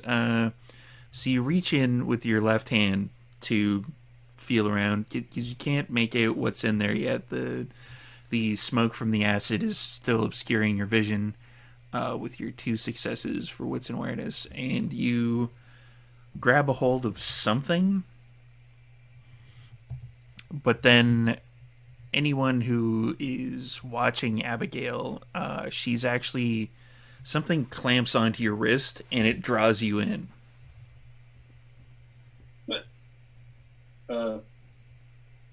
Because He's why being not? pulled into the safe. She's getting pulled into the safe. Grab her. Can I like bear hug her and like try to pull back in the opposite direction? You can. How big is this safe? The safe is about 3 by 3, so it's. Okay. But this is at the back of the safe. Like they cut out a little section with the acid, and she's reaching in with her left hand. And is it like a single forceful pull back, or it's like a continuously like pulling back force? She is being pulled continuously. All right. Do we see what's pulling her? No, there's too much smoke from the acid. All right. Ja just comes over and he just grabs her and then just pulls as hard as he can. Okay. Yeah. Is everyone else? Ja can. Should we form a chain? I mean, I've got prowess going so far, so I don't know. Strength surged another +1 from some decent shit as well, so. So, Duran, are you at the end of the chain? And you're muted. I would expect yes to be at the end of the chain. And I'll be. So is it? What is the order? Abigail's getting pulled. Yes. And then is it Ja or I? Either or. You could actually, like, you bear hugged her, and then I'm assuming Ja's probably trying to, like, grab a hold of both of you. Okay. And then cool. Margaret, Mordecai, and at the tail end of it, Duran is holding on to the chain of suckitude, we'll call it at this point. So, Sure. as Duran reaches out and grabs a hold of the kindred in front of them, there's a flash comes over your vision for all of you. And you're in the same area, and there's no resistance. There's, like everybody kind of falls back because Abigail was essentially let go of whatever was pulling her. But give me a wits and awareness for everybody. It's going to become very, very obvious soon enough. I just want to see how fast it becomes blatantly obvious.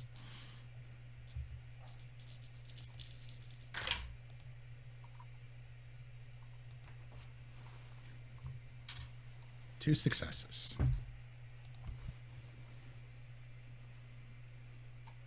I got a messy crit.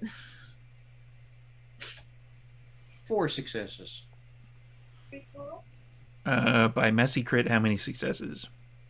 So that's 4,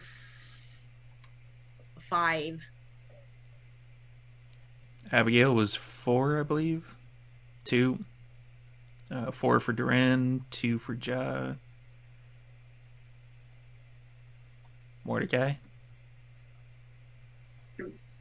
2. Margaret? I believe that was 3. So Jude becomes aware of this first, and everyone else pretty much down the line with the number of successes. This is, but it is not the place that you were just at. There is, everything seems a lot grayer. There's kind of darkness. It seems almost like there's, like, not necessarily snow, but it is a light, slowly falling, kind of like gray, almost like an ash. Duran, I'm going to get an intelligence and occult. Yeah, this is a place we don't want to be. I'm Oh, you already not know. happy. Yeah. I'm guessing, and I am not happy being here. Oh, let's see. Okay.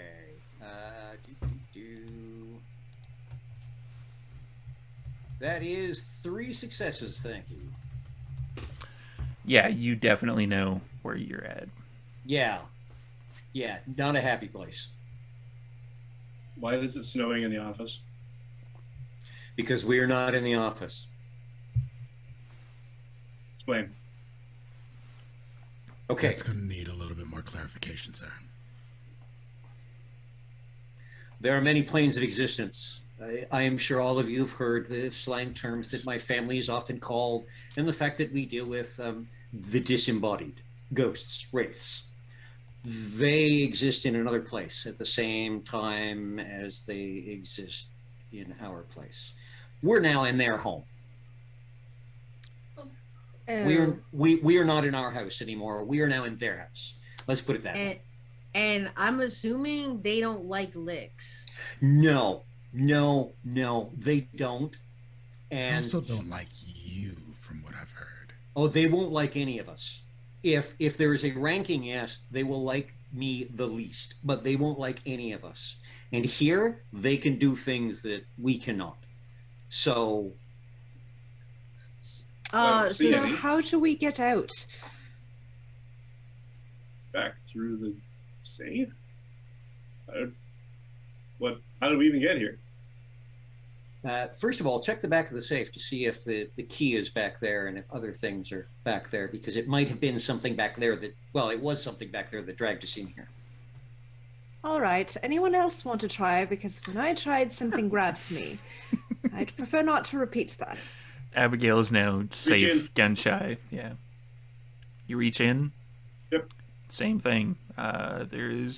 But this particular safe, when you reach in, it doesn't have that back section exposed. Also not smoking. Correct. Well, that's all right. Smoke clear. Let's have What am I looking for? Are we? So it's not that back. All the stuff that Jude and I did is been undone. So the metal's still there. From what Duran just said, it probably still is done. We're just not in the place where it's done. So do we do it again? Can we do it again? Okay, wait. Something pulled you? Something was pulling you. We all grabbed hold of you. There was a flash. So that's now we're in a something snowy still room. Close. So, what pulled you? And two, I mean, it's possible, but we'd need somebody on the other end to pull us back? Speaking of on the other end, somewhere in a Pentax building, there's a werewolf holding stacks of files that is just like, where did everybody go? Anyway, back to your story. Damn it, I should have grabbed him. Duran, do you know how to get out of here? Oh boy. This is not generally a thing that we do. Would another storyteller, like, is this like a different scene enough that you could sense the unseen again? Yeah. So, okay, Well, actually, I would actually say this is the same scene, so your sense the unseen, like it's been still active. Yeah, it's basically been less than a couple of minutes since you activated it, so yeah, it's still active. Okay, so am I detecting anything but the falling ash and the similar surroundings? This place definitely weirds you out. Like, it is not a place that you feel at all comfortable being. You look around, like you look out the windows and you can see that the other buildings are kind of grayish and kind of falling apart at places. And it's like where you are from, but it's completely and utterly different. Duran, did we time travel? Oh, no. Not to do with time, more like dimensions. And this is a little bit above where my teaching has gotten to this point. There are some of my family that do go back and forth, but they're really old and really old. Powerful? So what you're saying is yes. We're going to need a spirit guide. Possibly. So there's no other like beings that are like Yeah, so that we can see or that I can see with sense. So just nothing. You can't see any that are nearby, no. Okay, all right. so what pulled Abigail in? Okay. I'm going to go out in the It can't hallway. be far. It can't be far. And the safe, is it on the back wall of the office or the wall that is on the hallway? The safe, like when you walk into the office, Yeah. the wall that is directly in front of you and to your right, those are the, corner office windows. Yeah. If you turn left, the safe would be along that wall. It wouldn't be on the wall that you would Okay. walk in. So I'm going to turn to the right, walk down the hall to the next office where the back of the safe would be against that wall. I want Okay. to stick my Ja's nose in there following and with see, Duran. is there something on that wall behind the safe? Wits and awareness. Certainly. Allow me to do that very quickly. You're our wits and awareness hammer. 3 successes. There's a painting on that wall. It seems like it's been there forever. It's dusty. You take it off. It just seems kind of like a plain wall. Like you run your hand across it. You try to find like any seam or anything that could possibly, like, you could push down and click. There's nothing. So there's nothing here. Doesn't mean there was nothing there, potentially. But Should I start this is- cutting or punch through it? Yeah, sure. Yeah, that's what Ja will do. Like, Punch through it. Duran, where is it approximately? Well, so the back of the safe would be somewhere around here. Strength and brawl. Cool.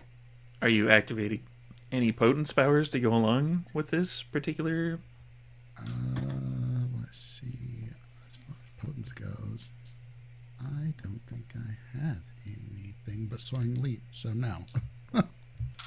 That won't really help me here. But I mean, will rouse the blood for extra You, strength. you could jump really hard into the wall. Sparta! I get hungrier, but I'm only at 1 hunger now. You're still angry. Oh yes, Frenzied the thing. certainly still angry. Hyped up on werewolf blood in the Wraithlands. Let's go. Yeah, there we go. That is 5 successes. Yeah, you basically, you kind of get the section that Duran points out and you haul back and punch it as hard as you can. It is concrete, so you take a superficial damage to your hand.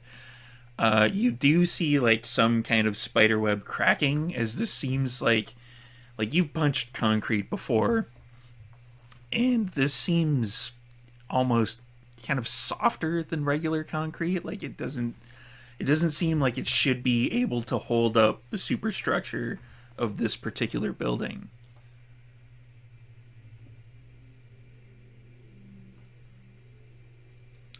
I relay that to the party. Since Margaret's also a raging co-speed of a drain of the werewolf, can she do a follow-up on that, basically like, oh, he made it weak, let me do my thing now, sort of thing? Sure. Everyone's punching the wall. Excellent. While the wall punching continues, would I be able to, are my effects of clinging of the insect still active? They would be, yeah. Spider juice as well at work.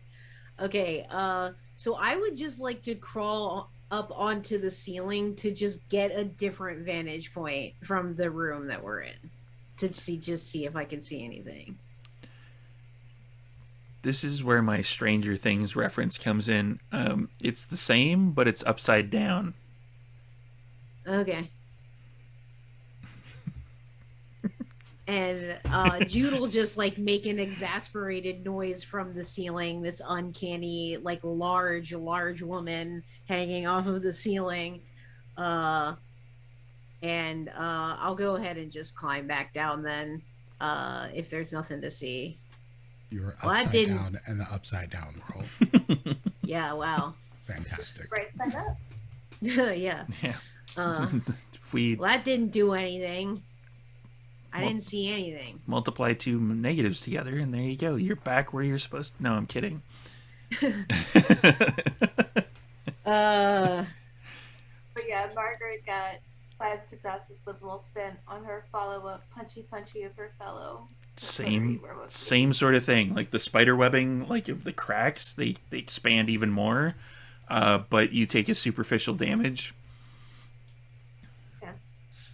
Okay. what I wouldn't give for a Malk right now. I'm not sure that there's anything back there, but it was a thought. You see, I could summon a spirit here if I had a fetter, but fetters belong in the other world and they're not here. So there So are you need to go and piss someone off. all kinds of potential issues. Why don't we? Can we leave? Let's leave. Oh, we can Let's leave. leave the We can- building. We can go stroll around. Who knows what we'll run into? We are now in a place where everyone we meet is a supernatural. That's bad. Okay. But we But- still didn't get the thing that we came for. No, we did not, because that's in the other world, in the back of the. Maybe Okay. that is the key. Excuse me. What do you mean? Maybe we- it's maybe the chantry can't be accessed through our plane of existence. Maybe it can, We should go there it now. would be just like Cassius to do some shit like this. But That's Brazen premier motherfucker. Now, it makes no sense that you touch the key, you go there. How would you ever move the? Well, okay, then again, you pick it up with a pair of gloves on, or something. Okay, so That, what we that need makes to as do, much sense. That makes as much sense as anything. so we need to go The back to pantry. the shop, which is over the black site, and try to enter now. honestly, I don't know. It's a theory. It seems a good I mean- idea as any. Yes. Storyteller, can I Otherwise- roll like an occult or something and see if this actually makes any sense? Intelligence and occult, and I'll tell you right now, it might make a bit of sense. Yeah, we're going to have to leave anyways to find some help. Might as well go on the way to the chantry to see if we've got access.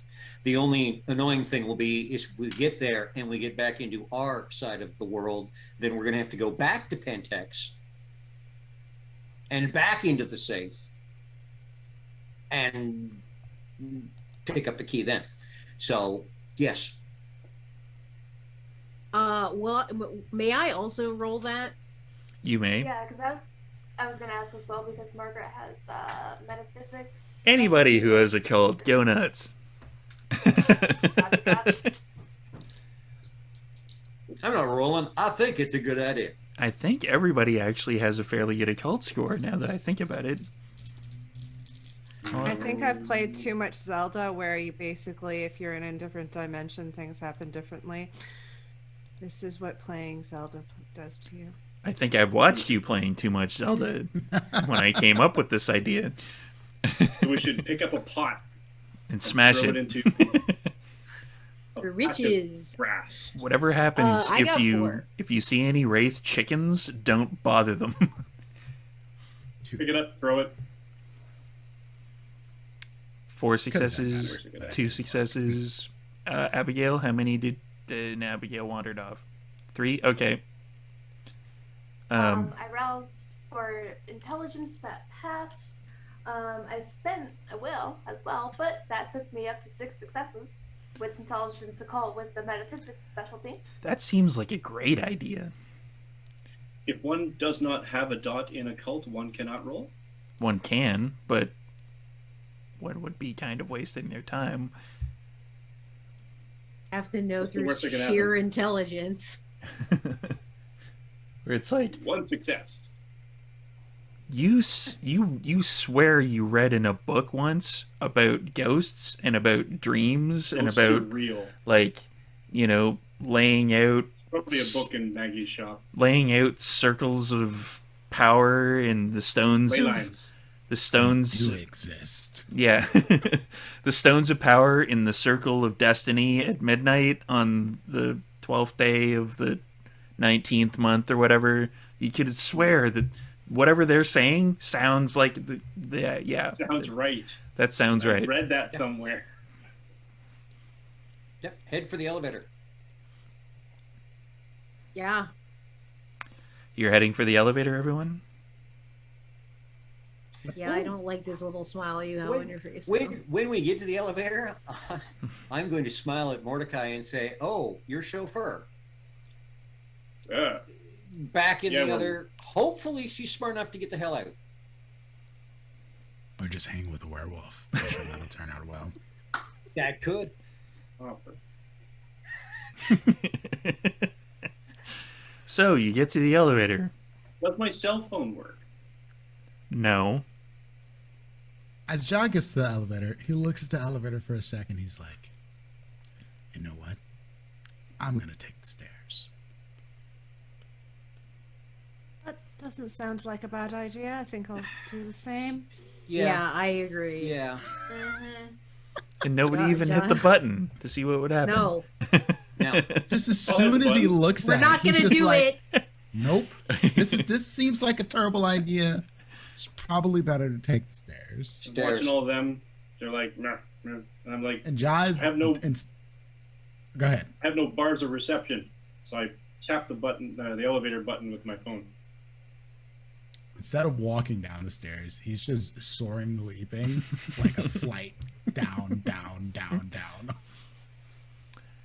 So Mordecai is looking at his phone, which is... Did you charge your phone? I mean, yeah. Okay. Yeah, you're sitting at about 25% when you think that your phone should probably be more charged than this, and there are no bars whatsoever, because Rogers doesn't work everywhere in Vancouver. Why would it work in the Shadowlands? Actually, Rogers I mean- wasn't working anywhere in Canada today. Yeah, that was Yeah, probably no. it. The Shadowlands just came in and took over the Rogers Towers. That's my no, explanation. yeah. Only Bell works in the Shadowlands. Okay. Downstairs. Yeah, everyone else is taking the stairs, and Mordecai is standing there staring at an elevator because there was no light that went on when you hit the button.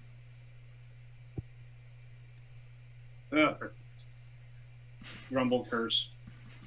Kick the door open, down the stairs. So, Bam! let's fast forward just a little bit. 29 floors later. 27. 20, oh, yeah, See, now, 27. Like Ghostbusters, isn't it? No, How many more well, floors? that was going up. This is going down, so yeah, it's a little bit easier on you. So 27 floors later, you emerge into the lobby. Are I you was just... going to ask something, actually. Kick the Since doors Jai got open? down there first, Oh, yeah. I imagine he'd do a little bit of reconnaissance. Are you walking out into Yes, the lobby, opening the door, anything like Yeah, that? opening the door, kind of like giving a look left, right, back to the wall, trying to see if there's anything weird. Wits and awareness. It's in awareness. Or investigation, one of the two. I will take the. Well, they're both the same with my wits. Unless I use intelligence, they're the same. So.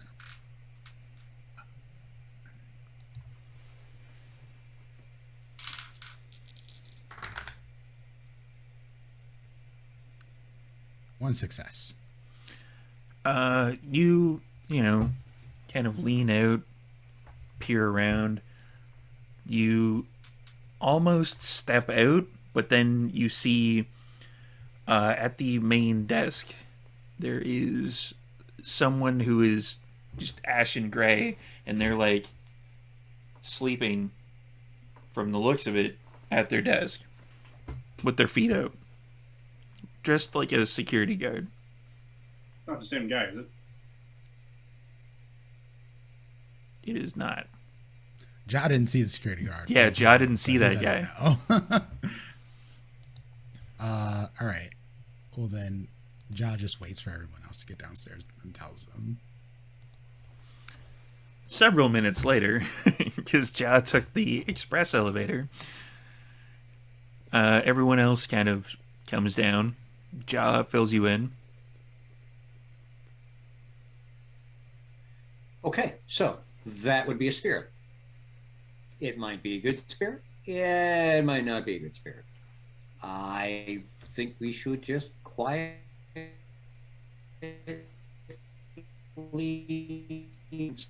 slide across the lobby and out the doors. Yeah, agreed. Cliff, I think you had an internet hiccup there. Just quietly out the doors. Just quietly out the doors. Do not disturb him. Okay. Dex and Into the stealth street. for everybody. I'm gonna rouse my dexterity. Same. How long does my dexterity save stay roused from when I did that initially? It's per scene, so you'd have to do another one if you wanted. All right, I will And do I that again failed. then. And I failed. I And succeeded. as I'm a, gonna rouse. as a storyteller, I'm loving that you guys Fail. are rousing and making yourselves more hungry in a place where you can't eat. I'm sure you did. Yeah. I'm good. I already had my dex roused, and I got a total of 5 successes without will. Ooh, so I got 2 successes, one of them critical, but I got a critical fail on my blood dice. That doesn't matter. That's okay. Yeah, so long as you have successes. I'm sorry, on- a messy critical. on Oh, my messy blood. critical. That's Messy entirely different. You do That's actually it. get hungry. Duran, There. you should eat. What are you doing? Soon as we get home, Padre. Soon as we get home. You I were 4 promise. successes. I trained you better than this. You did. Unfortunately, we're not at a place where I can grab a snack on the go through. You haven't taught me that yet. Fair. Jude, So as soon as we get home. did you succeed on the rouse check? Oh no, I didn't succeed on the rouse check. Abigail, why are Yes, you over Winston, with the no, wraiths? no, You okay, shouldn't be no, with the no. wraiths. Wraiths Well, are why bad don't you news. tell me We had how to problems get with out the of- wraiths in the Second World War. Winston, why don't you tell me how to get out of here? Make yourself useful. I don't know how to get out of there. Otherwise, I Then would get shut myself up out and of let there. Me do my thing. Thank you. You gotta give your beast size. It's just something you gotta do. Judd, Abigail's and hers is like something special because you just go at it immediately together and it's really funny. Ja, did you succeed in the rouse check? You did I not. did not. Ja, come on, eat. Eat more. Get some of that werewolf blood. I don't know how that made me feel. Probably stay away from that in the future, but I'm not sure if there's anything to eat here. Get it. I mean, them, but like later, if that ever comes up. That's not good for right now. Absolutely not. We need them. Margaret, rouse check. Rouse for what? No, did you fail or succeed in your rouse check? Oh, no. Or you I already said had- She had that. Yeah, she already had it plus the plus 1 from her Zanisi bullshit, and she got 5 successes on her dex itself. All right. Mordecai, rouse check, success or failure. Mordecai, you should eat. You need some food. Yes, I don't have. There's nothing to eat here. That doesn't matter. You're still hungry. I can't. You're surrounded by a bounty of creatures that are right beside you. Eat one of them.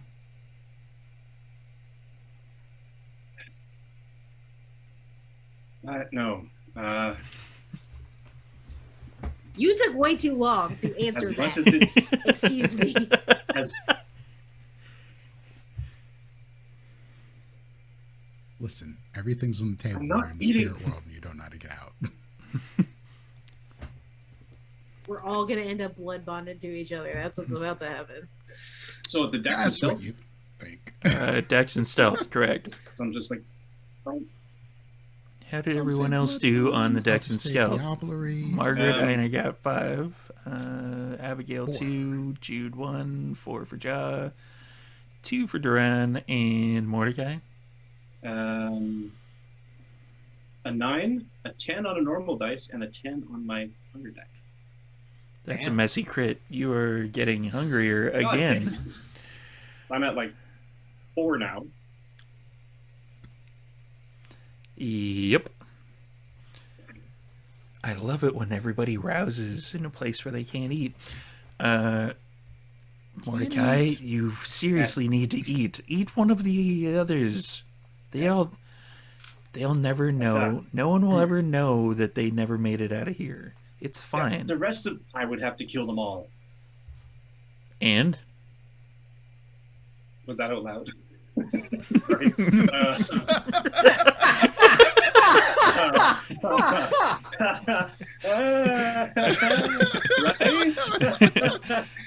Right? No, seriously, that's not now. It's like, imagine them sneaking. It's just like, but I have to kill them all right in front of the Wraith. yeah, the Wraith would just go like,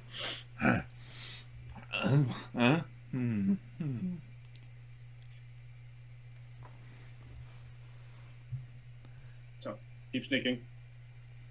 When we're safe. Guys, we need to get out of here. Did we all successfully sneak? Yeah. So Okay. I just wanted to see if anybody would fail. So Oof. you look out on the street, and there are. It's not crowded at all. There's like maybe 1 or 2 people per block that are, milling about, wandering around a little bit. Is anyone using any supernatural senses of any kind? I'm not rousing anything right now.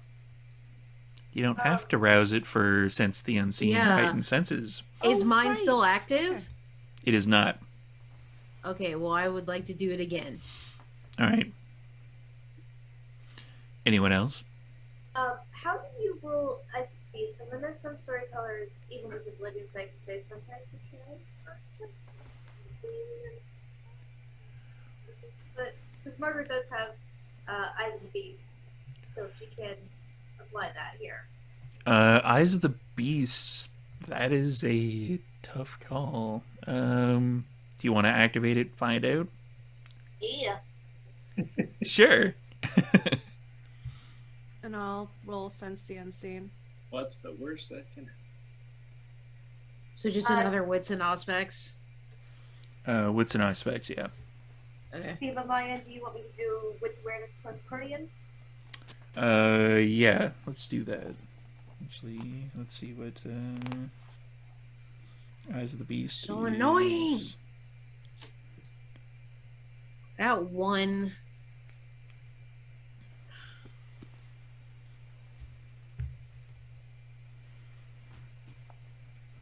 Abigail. 2 successes. Ja's gonna use Silence of Death. Probably a good idea. Thinks that's just a good idea. I mean, I had always assumed that Ja had that up all the time, really. Well, it's not exactly like on the up and up to sneak up on people, but it's kind of fun when he does it to Mordecai. But like generally, he tries to not do that around the party too much. I'm gonna turn on awe. I can't. No. Oh, don't. No. Thank you. My face is like, No. It's time for Don't like us to that. sneak. Do not step on the street and say, over here. John's just even like, peace. y'all go do your thing. This But yeah, puff of let's- smoke where Ja used to be in. All right. So for what happens with the sense the unseen situation? Margaret, how many successes did you get? What's plus awareness plus tardian for as the beast? That's going to be 3. 3 successes. You kind of see Margaret blink a couple of times, and then her eyes glow red. You're glancing around. You can see things a little bit more heightened, but you can't make out much of anything more than you would have been able to before. For the sense the unseen people, on the other hand, the area that you are in leads somewhere near the Hotel Vancouver. And that, as you walk by the Hotel Vancouver, you can kind of sort of see in the lobby ever so slightly. And you see something that is extremely glowing. I'll look at Abigail. Do you see that? I see that. Does Abigail remember her lore for history of Vancouver? The Abigail can make a roll for the history of Vancouver, which is... Okay. Let's go with an intelligence and occult.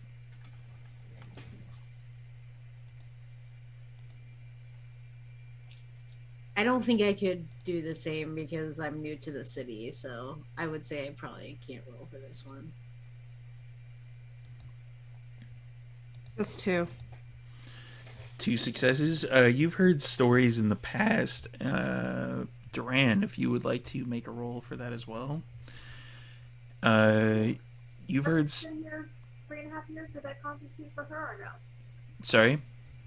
Barbara's been here for 3 years. Would that qualify her for the role or no? Yeah, go for it. And Abigail's just and Jude, I'm assuming, are just telling everybody what they see in the hotel. So 4. 4 successes. You definitely have heard the stories from your family members of the Lady in Red who exists in the Vancouver, the Hotel Vancouver building. But this does not look like human-shaped at all. This looks about yay big, if I had to guess. Okay, so Abigail and Jude saw it. Did they tell us about it? That's why I did a roll. Yeah, Yeah. they Okay. Would it? Nip in and yay big. That fits in a pocket. yes, it does. I'm in a place that I would not have a problem with souvenirs. Thank you very much. This is family related. It'll be just a moment, and then scooch in to the lobby really quickly, pick it up, pocket it, and just circle right back out. It is not actually in the lobby. It is in kind of the ballroomish area from what you hear from Abigail and Jude. Okay. But it is another thing that you would have heard from the family in this particular area is that particular building is extremely haunted. Yeah. I didn't even need Prince to be unmuted to see, to see what he said on that one. Faint heart, number 1, fair lady. Okay. Just a little something, and I will go with the vote of the coterie as much as I really want to go in there and get it. It's probably something that would benefit us. It's also probably somewhat dangerous to go get it. How far in is it? Ballroom. So from what the ladies are saying, ballroom, which means down a hallway, past a couple of doors. about midway into the building, but we're going to be in a couple of rooms. On that note, Margaret, with all the dice I have, I only got 2 successes, but they happen to be 10s in the black dice, so 4 crit. I know Duran got 4, but this is a crit. So what additional stuff would Margaret know with her knowledge of occult metaphysics? Yeah, same sort of thing. Like this, for the occult aficionados of Vancouver, this is a fairly prevalent building.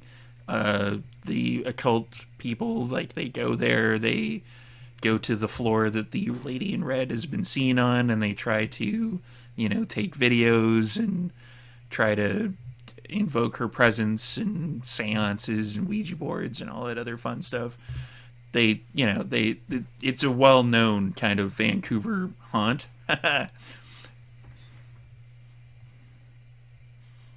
So, again, item that could be very, very, very worth it. Some danger. Do we know how quickly we could get into the ballroom in the normal world? Oh, a minute or 2 each way. We move very quickly, very rapidly. But like in the normal world, it would be us walking in with glowing lights on our heads, flashing and things. Potentially, there would be fewer in there. But And is it really safe for all of us to go in there? Maybe we should just send one of us. And you, Mr. Duran, seem to know what it is you're looking for and maybe how to handle it. So perhaps we can keep watch and make sure if anything comes after you that I will be nothing past hurts you. I will be past doors and walls. So if something comes after me, you may or may not know. But Here's my problem. It tempts We me. have no way out. If something comes after us, we are running until we can't run anymore, until we find a way We out. have no way out of here, regardless. We are running until we get to the chantry, which are under assumption is even there. Exactly. So it's there or it's not, and whether we're running or walking. Basically, the risk could be worth it Hold because on. at this point we're nothing but risk. Signora Giovanni, excuse me. You said you have family that can traverse these lands at will. There are a few, yes. Can they not get us out? One, I saw you playing with your cell phone. There is no way of calling here. Two, we could possibly find one by somehow getting overseas and getting back to the family stomping grounds, and then hoping we run into someone who happens to be here for a purpose that we have no clue about. So the opportunity and chances of getting one. So you don't No. monitor these ghosts in the local area on a regular basis? As far as I'm aware, I am the only one of my family in the city, in the entire city. There are clumps of us in other places and such. Imagine everyone from your clan trying to monitor the entire world. I don't believe even the Nosferatu can do that. We do that already. But, okay. All right. Yes. This is my assessment. We don't know how to get out of here anyway. We know where we have to go, and I do not think it is a coincidence that we can see this thing in here, which means somebody's got to go get it. Now, I've done my face planting for this evening, so I think that Duran, Mr. Giovanni... I walk through the doors. Excellent. I'm following And I Mordecai. just stopped talking, and I just... I was going to go anyways, but if everyone had said that it's not a good idea, I was willing to follow it. But Mordecai's just going for it. We might all just end right up here behind him. forever. We might as well. We're all just going to end up go. here forever anyway. Fuck it. Right. I'm here Exactly. for For a a penny good per pound. time, not a long time. My suit's already wrecked. So we're going into the lobby of the hotel. As a storyteller, I'm summarily proud and disappointed all at the same time. It's great. I love it. I know this feeling. I'm very familiar with it. So you walk into the foyer area of this particular building. It still looks kind of nice. It looks as if someone has just gone through and all of the kind of ashen snowfall type. It looks like someone is actually going through and cleaning it as soon as it hits the ground.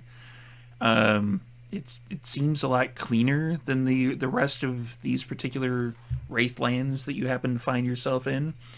I'm going to get a wits and awareness roll from all of you who are going into the building. Dokily. Drink. I'm just noping out on that one. Nope. Same. Also, nope for me. The Tremere Council says no. Of course, Tremere. We're going to have a chat about what happened to the Tremere Council because, Vienna and whatever, and explosions and Second Inquisition and whatnot. 4 successes for Duran. 4 successes. 4, 5. And Ja, you got to bring it home, man. Oh, man. That's what I got. Mordecai would be the first to notice that there is, in the direction that you're heading, there is someone down at the end of the hallway. It is someone. It looks kind of like they're fading in and out. Like they're semi-transparent as far as you can tell, but they're kind of mopping. It looks like they're dressed like a janitor, and then they put the mop back in the bucket, kind of squeeze out the water. You can hear the water sounds. He lets it go and he mops.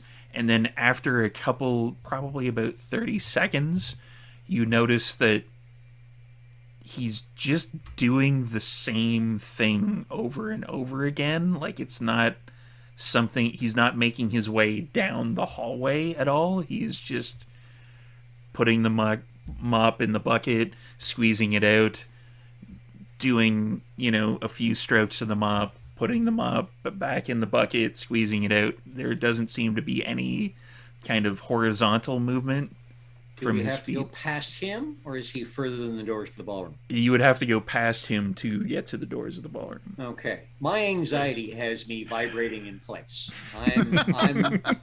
I'm bouncing just a little bit. I'm kind of wound up. Yep.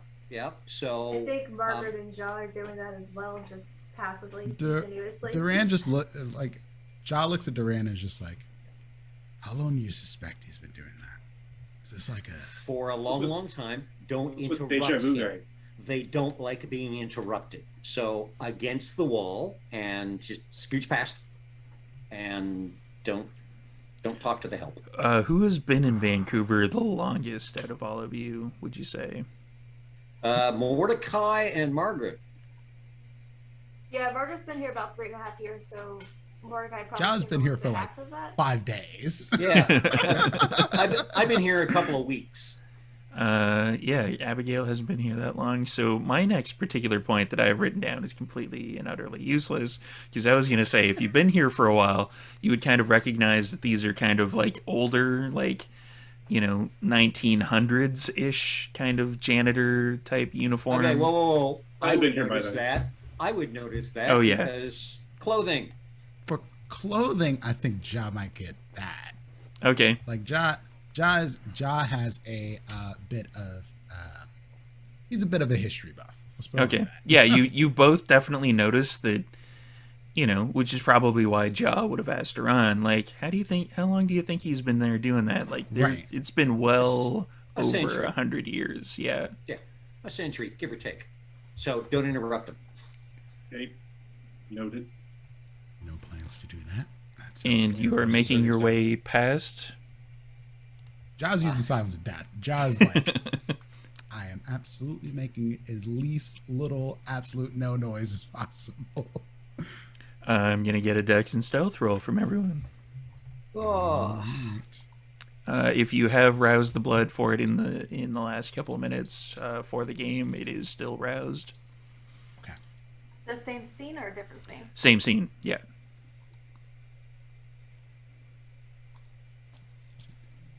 oh, a messy critical and then just failures. So, well, yeah, it's still a crit, but it Yep. is. I'm gonna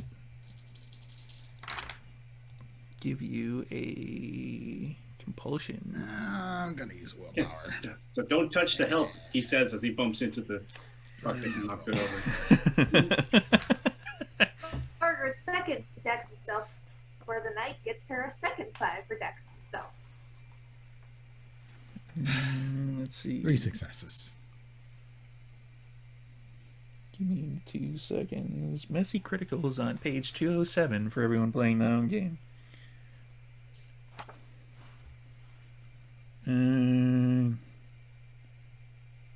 So, I'm going to leave it in Cliff's hands. Would you rather Oh boy. gain 1 or more stains to your humanity? Huh? Breach the Masquerade doesn't matter here because you're basically a walking Breach of the Masquerade in the Shadowlands. Or lose 1 dot from an advantage because hunger is becoming a bit too much of a hammer in the Wraithlands.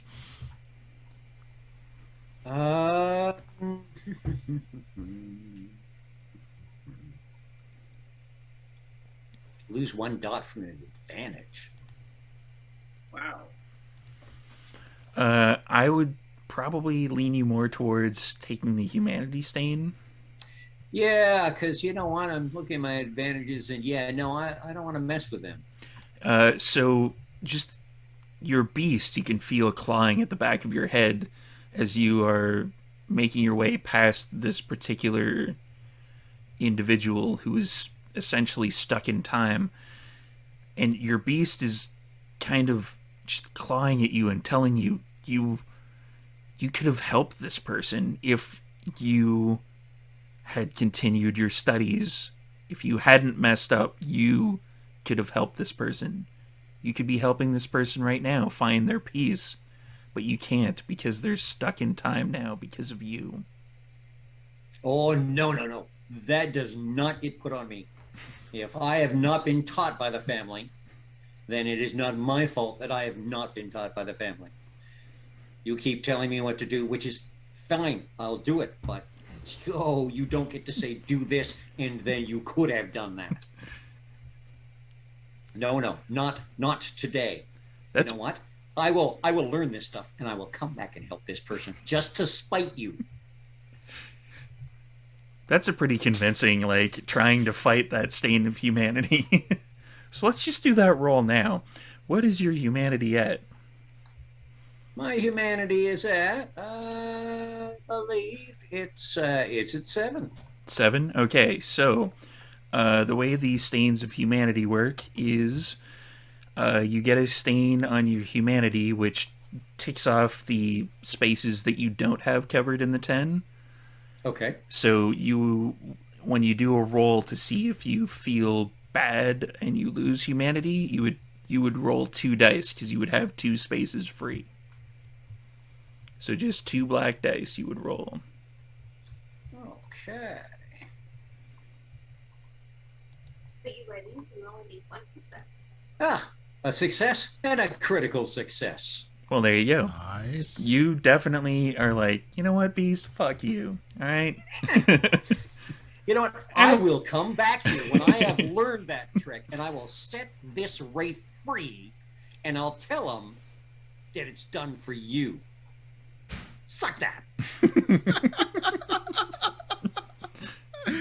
See, that's why I love running these games. Everybody gives their beasts like just massive amounts of sass, or they try to negotiate with them. Like, you know what? I'm going there. I'm eating now. I'm gonna eat now. Okay, don't worry about it. So you make your way to the. There's about 6 doors that are glass that lead into the ballroom. looking through the glass doors, is there any kind of a crowd in the ballroom? Are there anything in the ballroom? There is a bit of a crowd in the ballroom. It's not a large crowd. It Of course is. there is. There's spaced out. Same sort of thing that is occurring with the janitor. Like there, people dancing. Oh, great. You recognize like kind of, wartime outfits. There's like a banner that is there on the things like welcome home troops, that sort of thing. And it's just like give me a wits and awareness for everybody looking through the windows, because you have to kind of, Just because I know this is the end of the session, since Mordecai and I were born in the 30s, do we get an additional dice? Sure. Why not? You're welcome, brother. Nice. Okay, then, I was embraced at the end of World War II, and I was a human in World War II. Can I have an additional dice too, please? Sure, why not? I'm flexible. Why, thank you. Jai, you want an additional dice? Go for it. Yeah. Yeah, you're really putting us through it. So Holy crap. All those dice. 2. Abigail, obviously additional dice. Like Winston Churchill's like, Wait, hey. I'm hey. not inside with the. Oh, I Neither thought. am I. Oh, I thought everybody was going with him. No, Oh, You're staying- He did not go. The Tremere staying No. outside. Yeah. Tremere were just He like, said no. that's why John was like, Tremere. Tremere. No, Jude down there, and Abigail said nope. In that Yeah, case, I took my licks this time, okay? Like, For the- I'm done. for the two of Yeah, we you, knew better. I'm going to get a Dex and Stealth roll, because I'm assuming you're not just going to like stand out in the middle and be like, haha, I'm hiding. So Pulling a awful. Mordecai Like, all and- of this is Throwing Majesty on and shit. Yeah, Mordecai tries his presence like dominate. 5 successes, by the way. 5 successes. I have One. 4. I got 4. I had Four. 4, but with my sister mentioning the extra die roll, I got another 10, so that's 6. Duran. Nice. 2. 2. Okay.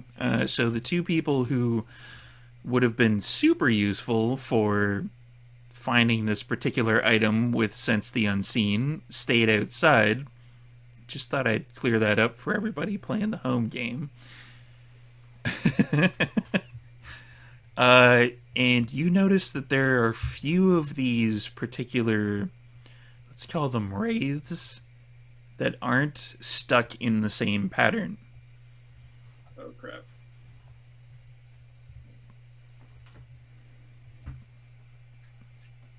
Okay, so Where's the thing? the thing, it's in the ballroom. Can any of you see the thing in the ballroom? I thought it'd be something you'd know. Family heirloom or whatever. No, the Tremere could see the thing in the ballroom. That's why they told us about the thing in the ballroom. Yeah, but look where the Tremere are now. The same places they are all the time, hiding away from all the action.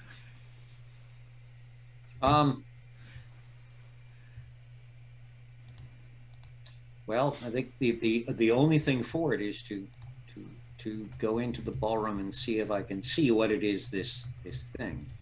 Yes. I forgot Jal about pulls that out one. the sword. He's just at the ready. He's still using Silence of Death. He's not trying to be seen, but he is ready in case this goes sour. So you're proceeding into the ballroom? Yes. Yeah, Margaret would follow right behind Duran with her eyes confused on which I forgot that she had on for that previous roll, but where the that comes up again. But yeah, she'll be like basically behind Duran on his right shoulder, eyes up, scanning. Do we even know what we're looking for? It's funny you should ask. This is what I've been waiting for you to do.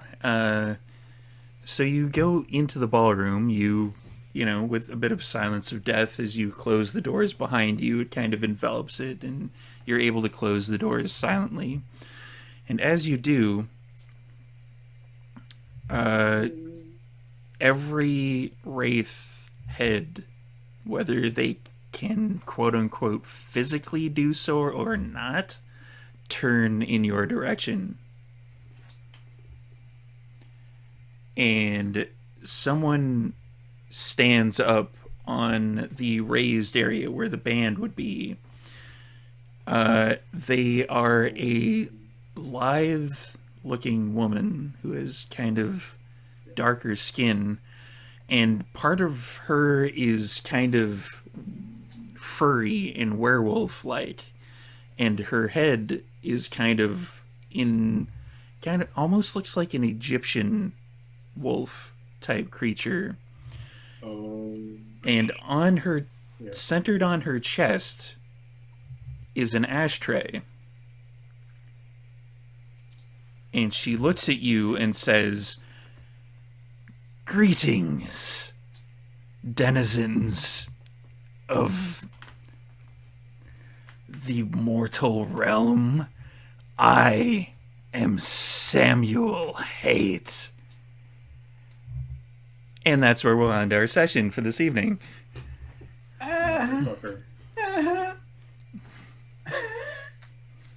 Maybe they've been taking too long. I remember this. Maybe we should go in. Fuck.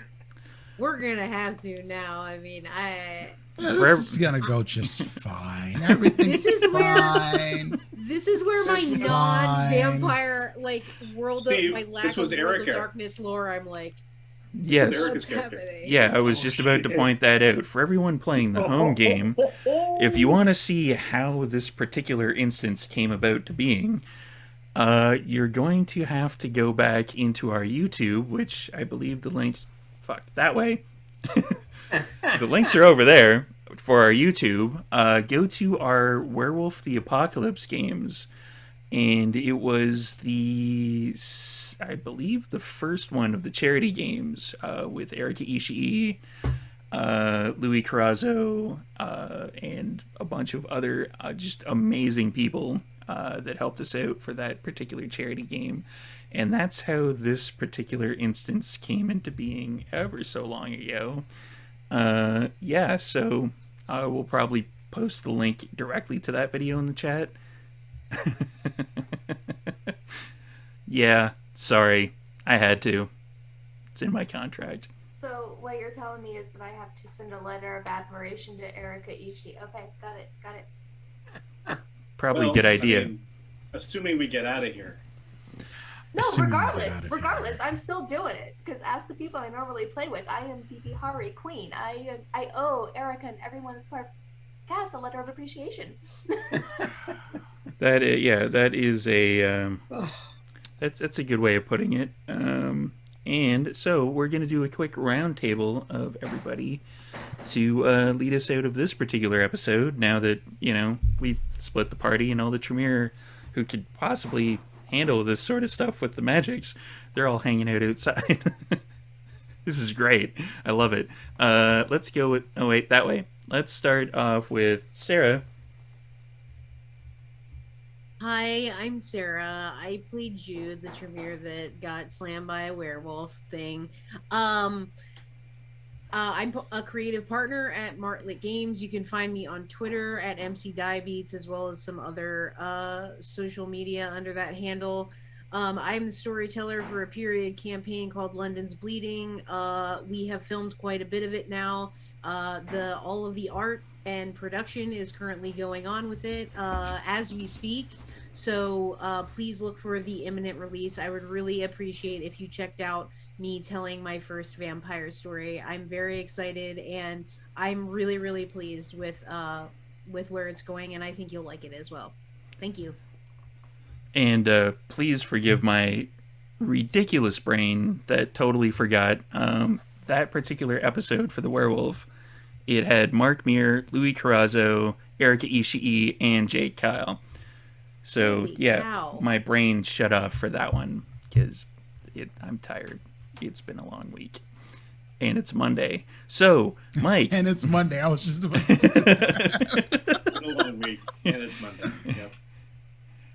Yep. Me? Yep. Yep. Okay. I was Mike. I'm now the player formerly playing Mordecai. You can catch my pre-COVID stuff at Canadian Captain America or at CDN Captain America on Twitter. I will be DMing the very first game of a D&D live stream on the Vancouver by Night channel on Twitch tomorrow night. Which happened 5 days ago. Pacific. But yeah. Or 4 days ago. Yeah. Sorry. And the VOD's up. Just go watch that. It's fine. Yeah. Wummy, wibby, lovely. Yeah. And Cliff. Evening or morning or whatever it happens to be. My name's Cliff. I am the former player of Duran Giovanni, quite likely. Yeah, okay. You can find me on Instagram under the Vintage Self and various other places, and hopefully you'll find me back here next week. Actually, you probably will. We just don't know in how many pieces.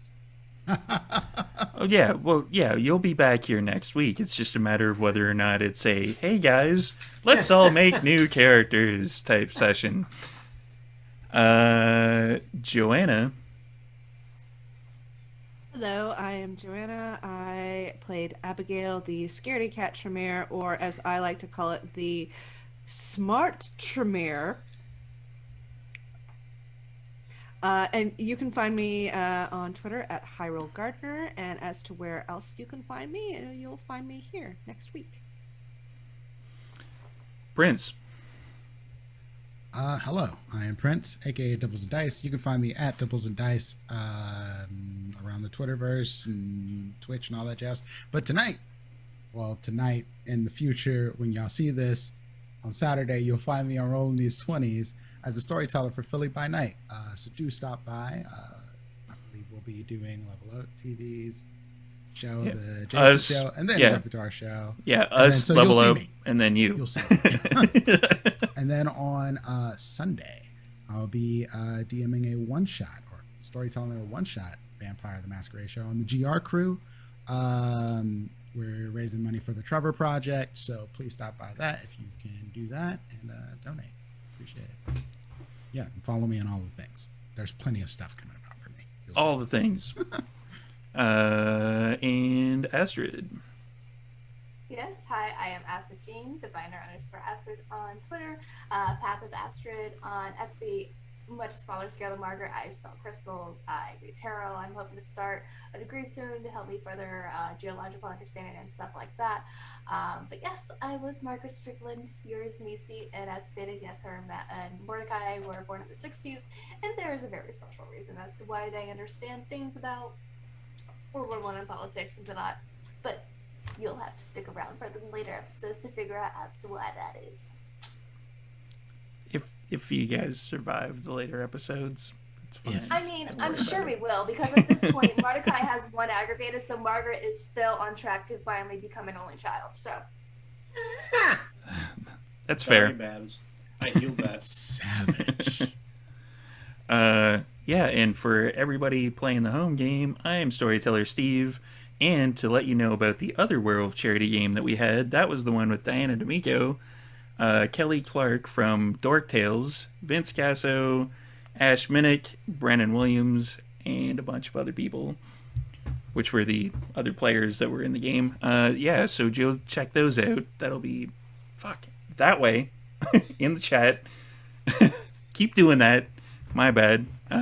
So yeah, and we are just about to finish up the first of the 3-hour Saturday takeover. Next, we're going to go into the Level Up Dice game with a bunch of awesome people over there. And then after Level Up Dice, right over to Rolling These 20s, where Prince is going to be, I don't know, helping some anarchs in the city, probably.